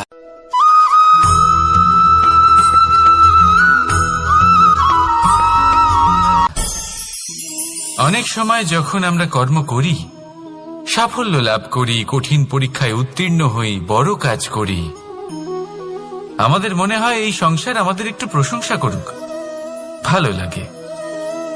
অনেকবার মনে হয় এটা হলো আমাদের কর্মের ফলই বটে, আমরা আনন্দ পাই। কিন্তু যখন আমরা এই প্রশংসা পাই না, তখন কি হয়? আমরা দুঃখী হয়ে যাই, ভেঙে পড়ি। মনে হয় যেন আমার জন্য কেউ চিন্তাই করে না। এমন মনে হয় যেন আমাদের আনন্দে অন্য কেউ আনন্দই পায় না। অনেক রকম ভাবনা আসে। কিন্তু আমি আপনাকে একটা প্রশ্ন করতে চাই, আপনি যে কাজই করেন না কেন, যে কর্মই করেন না কেন, তা কি শুধুমাত্র প্রশংসার জন্য করেন? যদি এরকম হয়ে থাকে তাহলে সেই ভাবনা এক্ষুনি ত্যাগ করুন, কারণ এই প্রকৃতি আমাদের অন্য শিক্ষা দেয়।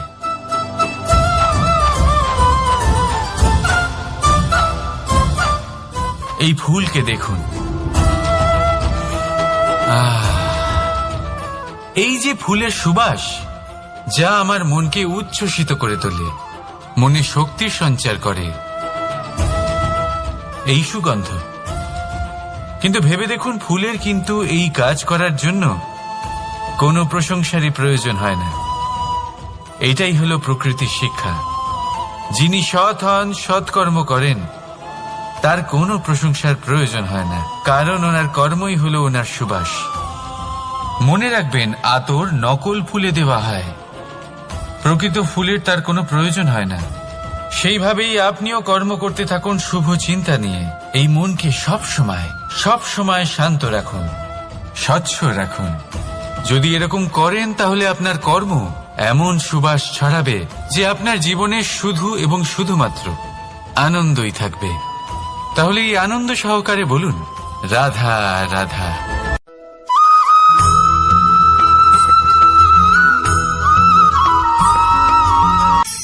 ধন, ধন হলো কারোর জন্য মোহ, আবার কারোর জন্য মায়া, কারোর জন্য হয়তো ভাগ্য, আবার কারোর জন্য কর্মের পারিশ্রমিক। দেখতে গেলে এই ধন হয়তো সবার জন্যই অত্যন্ত প্রয়োজনীয় হয়ে থাকে। সেই জন্যই তো মানুষ নিজের সমস্ত জীবন অতিবাহিত করেন এই ধন অর্জন করার জন্য। অনেক মানুষ এমনও হয় যাদের সমস্ত জীবন এই ধন অর্জন করতেই কেটে যায়। প্রত্যেক মানুষই চেষ্টা করেন যেন তিনি ধনী হন, যত সম্ভব বেশি ধন অর্জন করতে পারেন, সম্পন্ন থাকতে পারেন। আর তা হবে নাই বা কেন? কারণ এটাই হলো এমন এক বস্তু যা আদান প্রদান এমন নানান কাজে আসে। চেষ্টা তো সব মানুষই করেন, ধন অর্জন সব মানুষ করতে পারেন না। কারণ হলো এটাই যে মানুষ ভাবেন যে তার কাছে কিছু ধন এলে তারপর তিনি কিছু করে দেখাবেন, আর ধন ভাবে যদি এই মানুষ কিছু করে দেখান তাহলে আমি তার কাছে আসব। সেই জন্য কিছু করে দেখান, এমন শ্রেষ্ঠ কাজ করে দেখান যাতে ধন নিজেই আপনার কাছে ছুটে আসে। যদি আপনি ধন লাভের আশায় ছোটেন তাহলে আপনি নিজের সন্তোষ ভাব হারিয়ে ফেলবেন।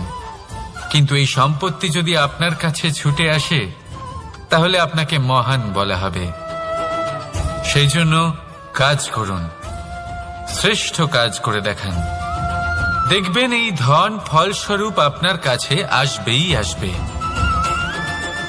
তাহলে আসুন আমার সাথে ভালোবেসে বলুন, রাধা রাধা।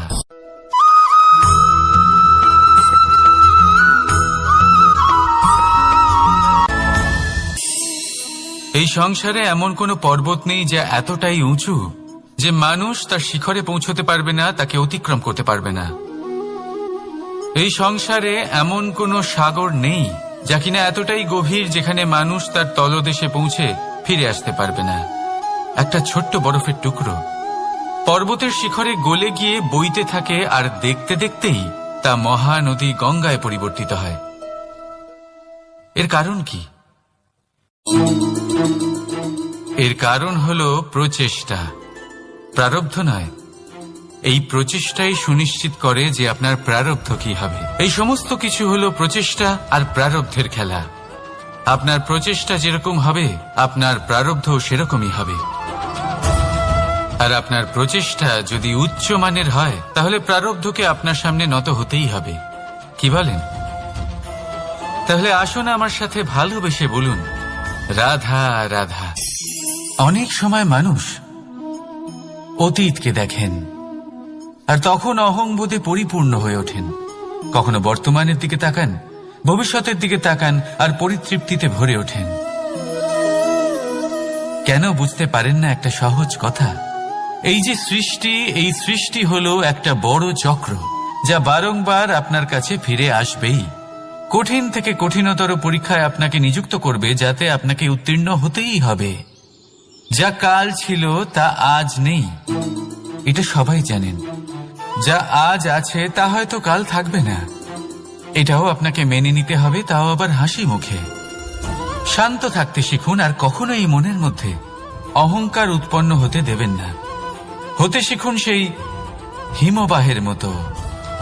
হয়তো এই জন্যই এত শীতল থাকে, কারণ ও জানে গতকালও জল রূপে ছিল, আজ বরফ রূপে হয়তো আছে, কিন্তু কাল পুনরায় সে জলেই পরিণত হবে। নিজেকে শান্ত রাখুন। হয়তো আজ আপনি সাফল্যের শিখরে আছেন, হয়তো বা নেই। আপনাকে প্রত্যেক দিন অবশ্যই দেখতে হবে। শুধু নিরন্তর প্রচেষ্টা করতে থাকুন, প্রত্যেক পরিস্থিতির জন্য তৈরি থাকুন, আর একে ভারসাম্যে রাখতে শিখুন। আপনার কাল হোক, আজ হোক বা আগামীকাল, আপনার ভালো দিন হোক বা খারাপ দিন, সব পবিত্র হয়ে যাবে। তাহলে আসুন আর আমার সাথে ভালোবেসে বলুন, রাধা রাধা।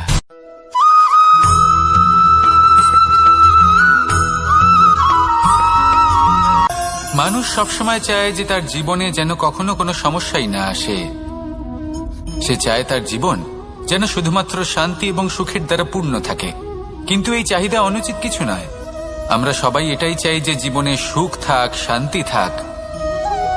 কিন্তু এই কথা সবসময় মনে রাখবেন, যে সূর্য উদিত হন সংসারকে প্রকাশমান করেন, দুপুরবেলায় সংসারকে রৌদ্র প্রদান করেন, সন্ধেবেলায় তাকেও অস্ত যেতে হয়।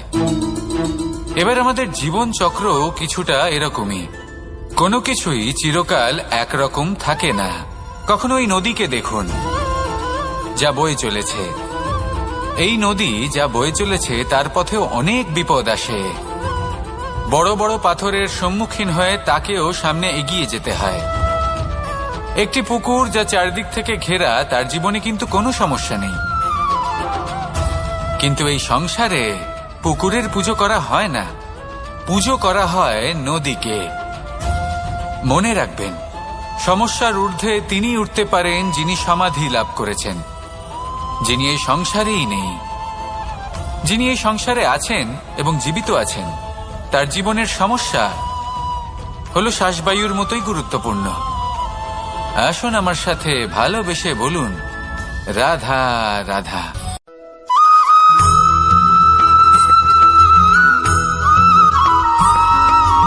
দোল উৎসবে এই সমগ্র সংসার রং নিয়ে খেলা করে, কিন্তু এই রঙের সারমর্ম এই সংসার কি জানে?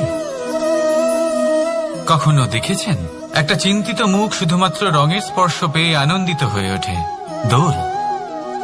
দোলে আমরা কি করি? পুরাতনকে ত্যাগ করি আর নতুনকে স্বাগত জানাই। শিশিরকে বিদায় জানিয়ে এক সুন্দর, এক নতুন ঋতুকে আগমন জানাই।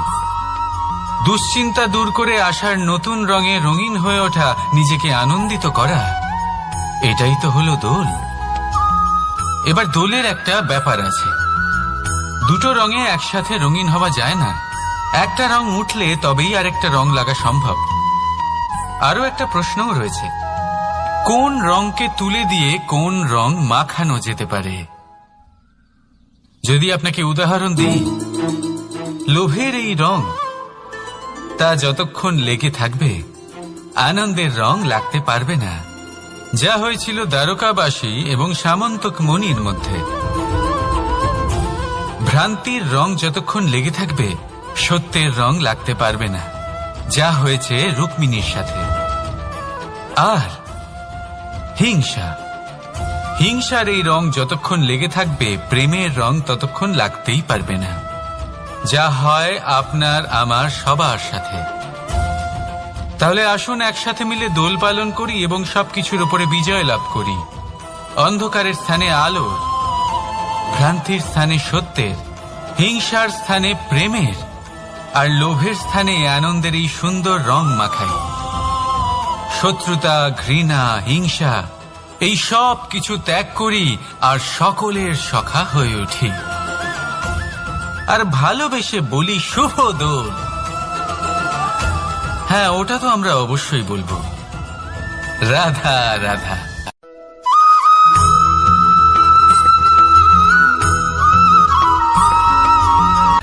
জীবনের এই পথে এগোতে এগোতে আমরা কোথাও থেমে যাই, আমরা জানি না কেন। আমরা চেষ্টা করি যেন আমরা সামনে এগোতে পারি, কিন্তু এরকম হয় না। কি কারণ হতে পারে এর? আসুন আমি আপনাকে বোঝাই। মনে করুন আপনি কোনো রাস্তায় হাঁটছেন, আপনার পা মুচকে গেল, আপনি পায়ে আঘাত পেলেন। এখন এই আঘাত যদি আপনাকে পথ চলতে বাধা দেয়, তখন আপনি থেমে যান। যদি আপনার ভাবনা চিন্তা ক্ষুদ্র হয়, তাহলে আপনি জীবনে কখনোই এগোতে পারবেন না। ভেঙে যাওয়া কলম দিয়ে আপনি কখনো চিঠি লিখতে পারবেন না। ঠিক সেইভাবেই যদি আপনার মনে অন্যের জন্য হিংসা থাকে, তাহলে আপনি আপনার নিজের ভাগ্য লিখতেই পারবেন না। কাজের প্রতি আলস্য আপনাকে কখনো ধনী হতে দেবেই না, আর ধনের প্রতি লোভ তা আপনাকে কখনো মহান হতে দেবে না। ছোট একটা কথা, কিন্তু এ হলো অত্যন্ত গুরুত্বপূর্ণ। ভাবনা চিন্তা অবশ্যই করুন, আর বোঝার চেষ্টা করুন সেটা যা আপনি বুঝতে চান। হতে পারে আপনি এমন কোনো পথ খুঁজে পেলেন যার ফলে আপনি কোনো খারাপ পথে যেতে যেতে থেমে গেলেন, বা আপনি এমন কোনো অর্থ খুঁজে পেলেন যা আপনাকে মহান হবার পথে অগ্রসর করে দিল। রাধা রাধা।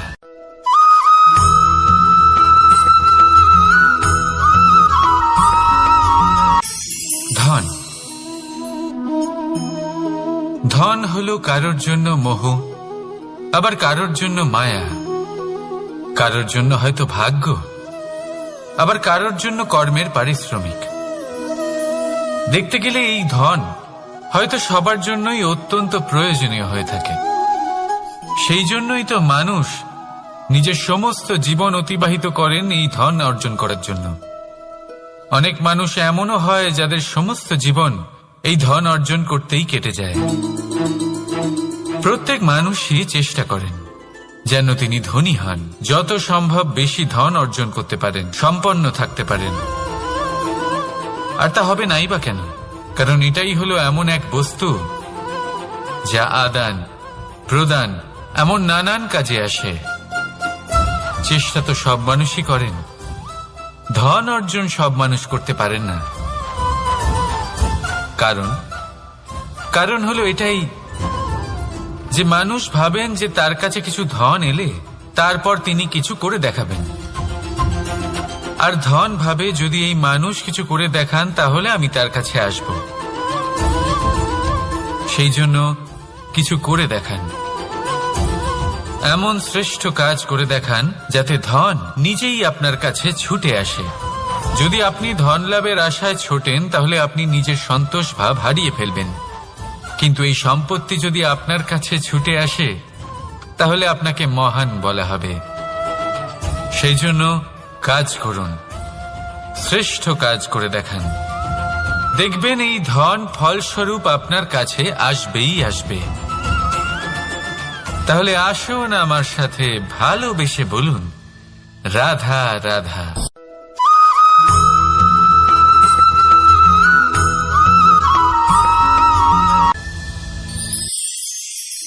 সময়।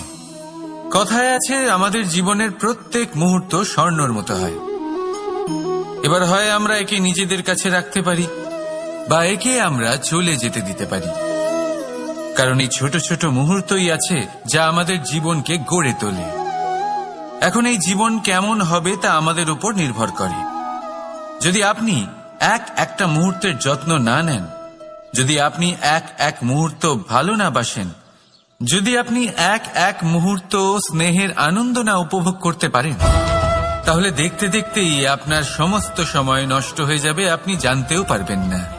অর্থাৎ এই সময় স্বর্ণ হতে পারে না। তবে আমরা একে স্বর্ণ বানিয়ে নিতে পারি আমাদের চেষ্টার মাধ্যমে। এই সময় শুধু একটি লাঙল, যা মাটির সাথে লড়াই করতে পারে, আর কিছু নয়। একটা অত্যন্ত গুরুত্বপূর্ণ কথা মনে রাখবেন, আপনার কাছে শুধু সময় আছে।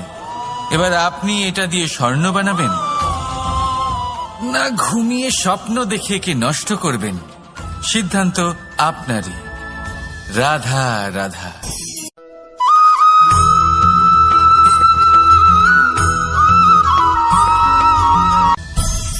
সংসারে অনেক সময় এরকম হয় যে আমরা খুব সমস্যায় থাকি, খুব বিপদের মধ্যে থাকি, আর সেই সমস্ত মানুষ যারা আমাদের কাছের মানুষ, আমাদের আপনজন, তারা আমাদের ত্যাগ করে চলে যান। আমরা এই সময় দুঃখ পাই, নিরাশ হয়ে পড়ি এবং একা একাই সেই সমস্যা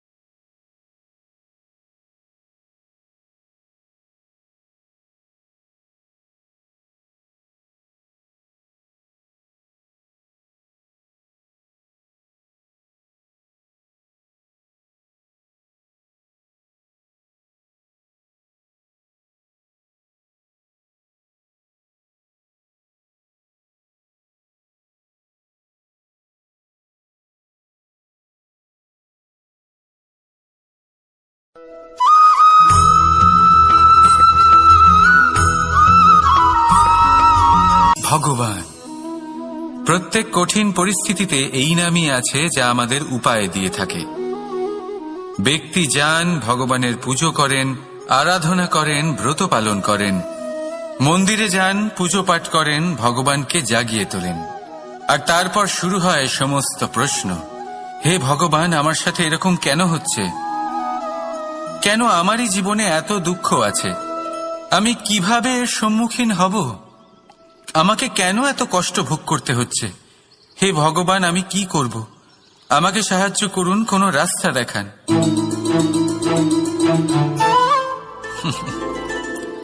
চলুন আমি আপনাকে একটা প্রশ্ন করি। মন্দিরে যাওয়ার চেষ্টা করার আগে আপনি কি জীবনে ততটা চেষ্টা করেছেন যতটা সেই সমস্যাকে দূর করার জন্য দরকার ছিল? দ্বিতীয় প্রশ্ন, ভগবানকে জাগানোর পূর্বে আপনি কি নিজেকে জাগিয়ে তুলেছেন? আপনি কি আলস্য ত্যাগ করেছেন? তৃতীয় প্রশ্ন, ভগবানকে জিজ্ঞাসা করার আগে আপনি কি নিজেকে জিজ্ঞাসা করেছেন যে আমি কেন এত অসফল হচ্ছি? যদি না করে থাকেন তাহলে সবার আগে এটা করুন। আপনি সমস্ত প্রশ্নের উত্তর পাবেন, সমস্ত বিপদের পরিত্রাণ পাবেন। অন্য কোথাও নয়, নিজের ভেতরে তাকিয়ে দেখুন। চেষ্টা করুন নিজেকে জাগিয়ে তোলার।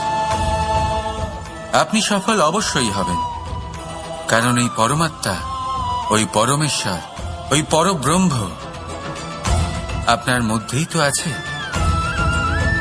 রাধা রাধা।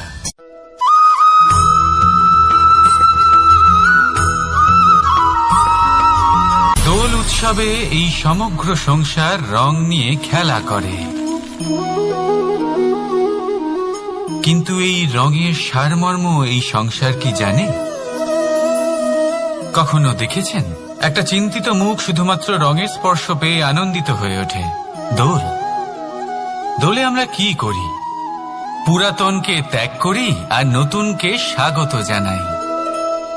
শিশিরকে বিদায় জানিয়ে এক সুন্দর, এক নতুন ঋতুকে আগমন জানাই।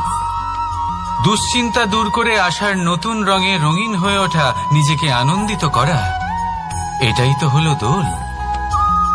এবার দোলের একটা ব্যাপার আছে, দুটো রঙে একসাথে রঙিন হওয়া যায় না। একটা রং উঠলে তবেই আরেকটা রং লাগা সম্ভব। আরো একটা প্রশ্নও রয়েছে, কোন রংকে তুলে দিয়ে কোন রং মাখানো যেতে পারে? যদি আপনাকে উদাহরণ দিই, লোভের এই রং, তা যতক্ষণ লেগে থাকবে আনন্দের রং লাগতে পারবে না, যা হয়েছিল দ্বারকাবাসী এবং সামন্তক মণির মধ্যে। ভ্রান্তির রং যতক্ষণ লেগে থাকবে সত্যের রং লাগতে পারবে না, যা হয়েছে রুক্মিণীর সাথে। আর হিংসার এই রং যতক্ষণ লেগে থাকবে প্রেমের রং ততক্ষণ লাগতেই পারবে না, যা হয় আপনার আমার সবার সাথে। তাহলে আসুন একসাথে মিলে দোল পালন করি এবং সবকিছুর উপরে বিজয় লাভ করি। অন্ধকারের স্থানে আলো, ভ্রান্তির স্থানে সত্যের, হিংসার স্থানে প্রেমের, আর লোভের স্থানে আনন্দের এই সুন্দর রং মাখাই। শত্রুতা, ঘৃণা, হিংসা এই সব কিছু ত্যাগ করি আর সকলের সখা হয়ে উঠি। আর ভালোবেসে বলি শুভ দোল। হ্যাঁ, ওটা তো আমরা অবশ্যই বলবো, রাধা রাধা।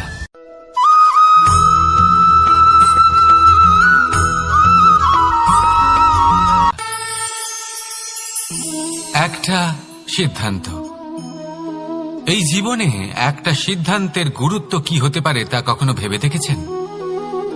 একটা সিদ্ধান্ত সেই ভিত্তি হতে পারে যা আপনার পুরো জীবনকে বদলে দিতে পারে, এই সমস্ত সংসারকে বদলে দিতে পারে, ভবিষ্যৎ বদলে দিতে পারে। এই সিদ্ধান্ত যে কোন রাস্তা চয়ন করতে হবে, সেই সিদ্ধান্ত যে কখন সামনে এগোতে হবে আর কখন থেমে যেতে হবে, সেই সিদ্ধান্ত যে কখন যুদ্ধ করতে হবে আর কখন নিজেকে পিছু পা হতে হবে। এই সিদ্ধান্ত হলো খুব গুরুত্বপূর্ণ। আর আপনি তো এই সংসারে একা নন, তাই আপনার একটা সিদ্ধান্ত শুধু আপনার জন্যই নয়, সমস্ত সংসারের জন্য গুরুত্বপূর্ণ হতে পারে।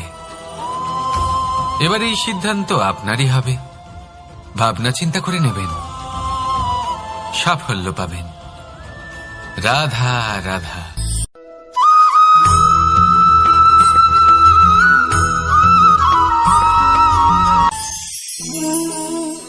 অহংকার এ হলো ছোট একটা শব্দ, কিন্তু এর প্রভাব অত্যন্ত বৃহৎ হয়ে থাকে। আর সব থেকে বড় সমস্যা হলো মানুষ আজ অবধি বুঝতেই পারেনি যে এই অহংকারের বাস্তব রূপ কিরকম। কেউ একে গর্বের নাম দেন, কেউ একে আত্মসম্মানের নাম দিয়ে থাকেন, এবং কোথাও একটা এমন সময় চলে আসে যখন সময় এই অহংকারকে ভেঙে খান খান করে দেয়। আর তখন না গর্ব আপনাকে বাঁচাতে পারে, না আপনার আত্মসম্মান। এখন যদি আপনাকে উদাহরণ দিই, তাহলে যেখানে আপনি বসে আছেন সেই ঘরেই ওপরে তাকান, সেই ছাদের দিকে। যদি এই ছাদ অহংকার করতে থাকে যে দেখো, আমি তো সব থেকে উঁচু জায়গায় আছি, আমার চেয়ে ওপরে আর কেউ নেই, আমি এই ঘরে থাকা সমস্ত ব্যক্তিকে ছায়া প্রদান করি, যদি এই অহংকার এসে যায় তাহলে কি?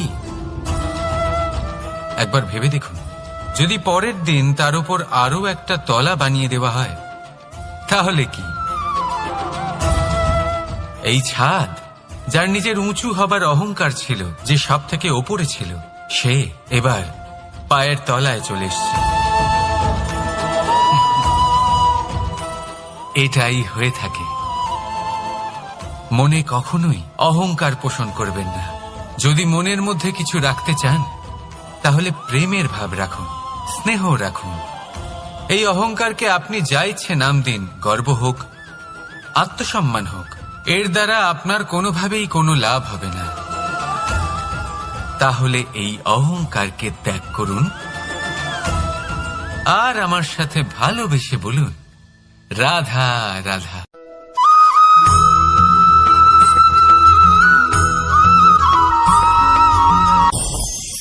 আমাদের মনে সবসময় একটা প্রশ্ন এসেই থাকে, এই জীবন যা কিনা ঈশ্বর আমাদের দিয়েছেন, একটা জীবন।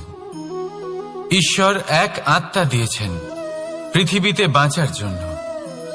যতদূর আমরা জানি আমাদের কাছে একটাই জীবন রয়েছে। আমরা ভাবি এই জীবন গুছিয়ে কিভাবে রাখা যায়, প্রত্যেক মানুষ ভাবেন। যে আমি কি করি যাতে এই জীবনকে গুছিয়ে রাখা যায়, কিরকম কর্ম করব, কিরকম পুণ্য করব, কি ধরনের শাস্ত্র পড়ব যাতে আমি সেই জ্ঞান অর্জন করি যাতে জীবনটা সুন্দর করে তুলতে পারি। আমাদের সমগ্র জীবন কেটে যায় এই প্রশ্নের উত্তর খুঁজতে, সেই শাস্ত্র অধ্যয়ন করতে। এমন অনেক মানুষ তাও বুঝতে পারেন না। আসুন আজ আমি আপনাকে একটা সহজ কথা বলি, যার দ্বারা আপনি নিজের জীবন সুন্দর করবেন। জীবন, জিহ্বা,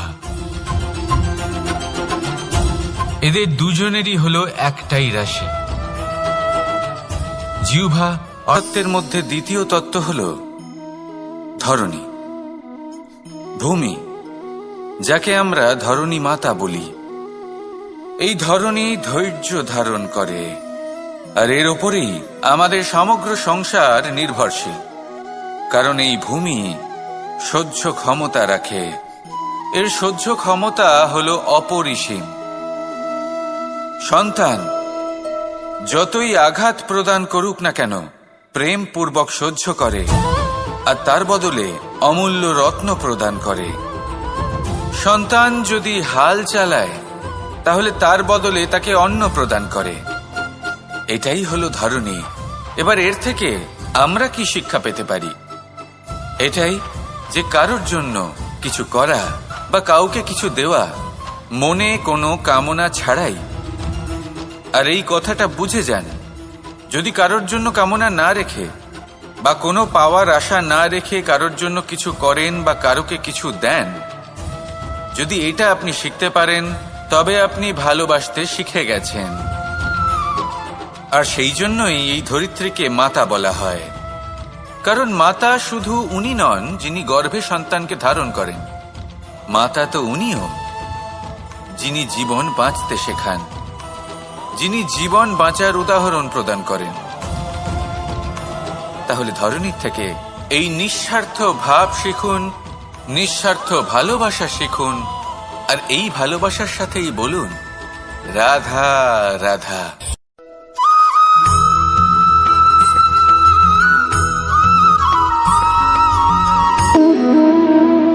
সম্পর্ক হলো আমাদের জীবনের একটি আধার।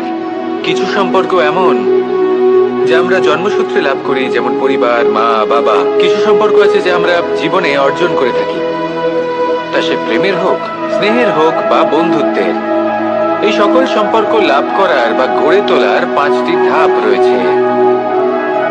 প্রথম ধাপ, কোনো ব্যক্তির সাথে আলাপ হওয়া, তার সাথে কথা বলা বা তাকে দেখা। দ্বিতীয় ধাপ, সে ব্যক্তিকে আমাদের ভালো লাগা। তৃতীয় ধাপ, আমাদের এটা চাইতে শুরু করা যে জীবনে এই ব্যক্তি যেন আমাদের বন্ধু হন, আমাদের জীবনে থাকেন, বা আমাদের কাউকে ভালোবেসে ফেলা। আর এটা আমাদের ভাবা বা চাওয়া যে সেই ব্যক্তি যেন আজীবন আমার সাথে থাকেন, আমার জীবনে আমার সাথী হয়ে। চতুর্থ ধাপ, লাভ করা। এবার এই ধাপটি অনেক মানুষের পক্ষেই খুবই সরল হয়, বড়ই সরলভাবে নিজেদের সঙ্গীকে লাভ করে থাকেন। কিছু মানুষের জন্য এই ধাপ অত্যন্ত কঠিন হয়ে থাকে। অনেক প্রতিকূল পরিস্থিতির উপর জয়লাভ করে তারা সঙ্গীকে লাভ করেন, কিন্তু লাভ অবশ্যই করেন। এরপরে আসে পঞ্চম, অন্তিম এবং সব থেকে গুরুত্বপূর্ণ ধাপ। সেটা হলো সেই সম্পর্ক পালন করা। এটা হলো এমন এক বিষয় যা প্রত্যেক মানুষের শেখা উচিত। যদি ব্যক্তি নিজের জীবনে সম্পর্ক রক্ষা করতে শিখে যান, তবে প্রত্যেক সম্পর্ক তার জীবনকে স্বর্গ করে তুলবে। আসুন আর আমার সাথে ভালোবেসে বলুন রাধা রাধা।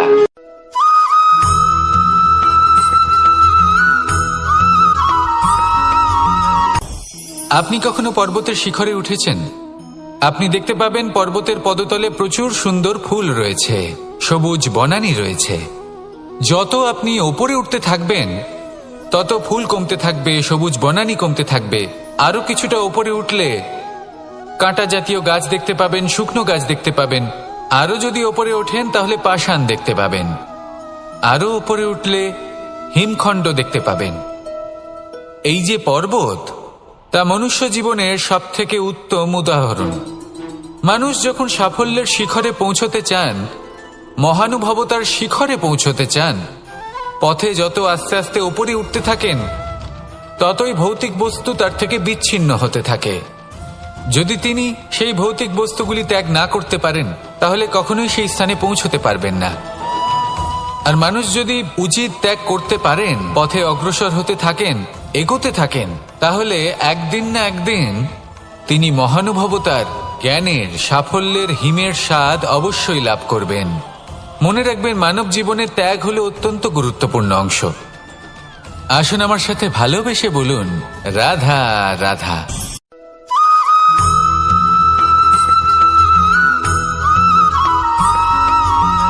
মানুষের মানসিকতা এমন হয় যে সে যতটা করে আশা করে যে তার থেকে অনেক বেশি তার বদলে সে পাবে। দেখুন, সবকিছুই আপনার ভাবনা চিন্তার উপর নির্ভর করছে। আপনি যদি ফলের বিষয়ে ভেবে কর্ম করতে থাকেন, তাহলে সেটা অনুচিত। জীবনের আসল আনন্দ হল নিজের কর্ম করতে থাকা, ফলের চিন্তা করা উচিত নয়। যদি আপনি এরকম ভাবেন যে আমি এতটা করছি, আমার এতটা পাওয়া উচিত, সেই ভাবনা অনুচিত। যদি আপনি সেবার মানসিকতা নিয়ে কর্ম করতে থাকেন, কর্মচক্রে প্রবাহিত হন, যদি আপনি এমন ভাবনা রাখেন যে আমি এতটা পাচ্ছি, তাই এর থেকে অনেক বেশি আমি কর্ম করব, তাহলে নিশ্চিতরূপে আপনি যতটা করছেন তার থেকে অনেক বেশি আপনি পাবেন, আপনার আশার থেকে অনেক বেশি আপনি পাবেন। শুধু জীবনে অনেক বেশি কাজ করতে থাকুন, ফলের চিন্তা করবেন না। আর মনে রাখবেন, এই ভাবনাই সব থেকে বড় বীজ। কর্মের উপর বিশ্বাস রাখুন, জীবনে যা যা আপনি চান সবই সুখময় হবে। আসুন আর আমার সাথে ভালোবেসে বলুন, রাধা রাধা।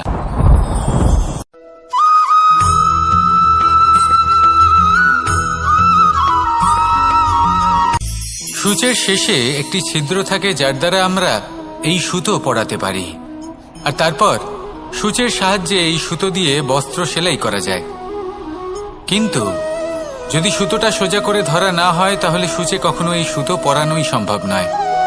যদি এতে কোনো গিঁট পড়ে, তখন তা কখনোই এই ছিদ্র দ্বারা প্রবেশ করা সম্ভব নয়। ঠিক এইভাবেই যদি আপনি কারোর জীবনে প্রবেশ করতে চান, কারোর অন্তরে প্রবেশ করতে চান, তাহলে আপনাকেও সহজ থাকতে হবে। এতে কোনো গিঁট থাকলে চলবে না, অর্থাৎ মনে যাতে কোনো মালিন্য না থাকে, যেন কোনো কুচিন্তা না থাকে। যদি এসব থাকে, তাহলে আপনি কখনো কারোর জীবনে প্রবেশ করতে পারবেন না। আর যদি কোনোভাবে আপনি প্রবেশ করেও যান, তাহলে তার মনে ঘর করতে পারবেন না। নিজেকে এই সুতোর মতন করে তুলুন, সহজ। মনে যেন কোনো কুচিন্তা না থাকে, সবার প্রতি যেন সদ্ভাবনা থাকে, শুভ চিন্তা থাকে। এমনটা করতে থাকুন। এমন একটা দিন আসবে যেদিন এই সমস্ত সংসারের ব্যক্তির মনে আপনি বাস করবেন, আর তখন এই মন প্রসন্ন হয়ে বলবে, রাধা রাধা।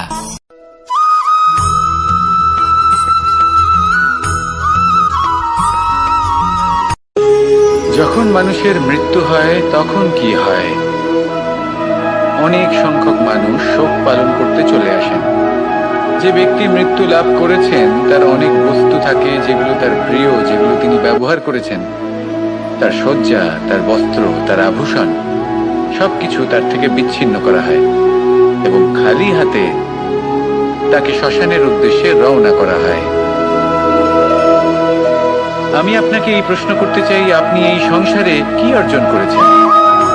ধন সম্পত্তি, বস্ত্র, আভূষণ, এই সবকিছু যে আপনি অর্জন করেছেন, আপনার মৃত্যুর পরে তা আপনার থেকে দূর হয়ে যাবে। এর উত্তর হলো একটাই, আপনার কর্ম। শুধু সেটাই আছে যা একান্ত আপনার, আর শুধু সেটাই এই সংসার থেকে চলে যাওয়ার পরেও সংসারেই জীবিত থাকবে। যদি আপনি দুষ্কর্ম করেন, তাহলে এই সংসার আপনাকে একটি অনুচিত উদাহরণ হিসেবে মনে রাখবে যে এই ব্যক্তি খুব পাপী ছিল, অনুচিত কর্ম করতেন। যে পথে তিনি চলেছেন, সেই পথে কারোর চলা উচিত নয়। সেখানেই যদি আপনি সৎকর্ম করেন, তাহলে সংসার চিরকাল এটাই বলবে যে খুব ভালো মানুষ ছিলেন। সবাইকে ভালোবাসতেন, সবাইকে সাহায্য করতেন, আমার খুব প্রিয় মানুষ ছিলেন। এটাই হলো শ্রেষ্ঠ কর্ম। সেই জন্য জীবনে শুধুমাত্র ধন, সম্পত্তি, আভূষণ এই সব অর্জন করতে গিয়ে নিজের মনোনিবেশ করবেন না। শ্রেষ্ঠ কর্ম করুন। সংসার থেকে চলে যাওয়ার পরেও এই কর্মই এই সংসারে আপনাকে জীবিত রাখবে। আসুন আমার সাথে ভালোবেসে বলুন, রাধা রাধা।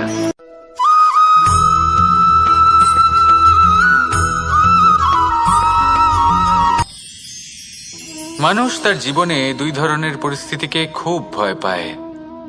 এক, কোনো কারণবশত কারোর সামনে নত হওয়া। দুই, কোনো কারণে নিজের চরিত্র থেকে, নিজের মূল্যবোধ থেকে বিচ্যুত হওয়া। এবার কেন হয় এরকম যে কথায় কথায় কারোর সামনে নত হতে হয়? কেন বারংবার নিজের চরিত্র থেকে চ্যুত হতে হয়? এরকম কেন হয়? এটা তখনই হয় যখন আমাদের শিক্ষা এবং মূল্যবোধের অভাব থাকে। যদি মানুষের মধ্যে প্রকৃত শিক্ষা থাকে তাহলে এই সংসারে কোনো সময় এবং কারোর সামনেই নত হওয়ার কোনো প্রয়োজন নেই। যদি মানুষের মধ্যে মূল্যবোধ থাকে তাহলে তাকে নিজের মূল্যবোধ বা চরিত্র থেকে বিচ্যুত হতে হয় না, তা সে যাই হয়ে যাক না কেন।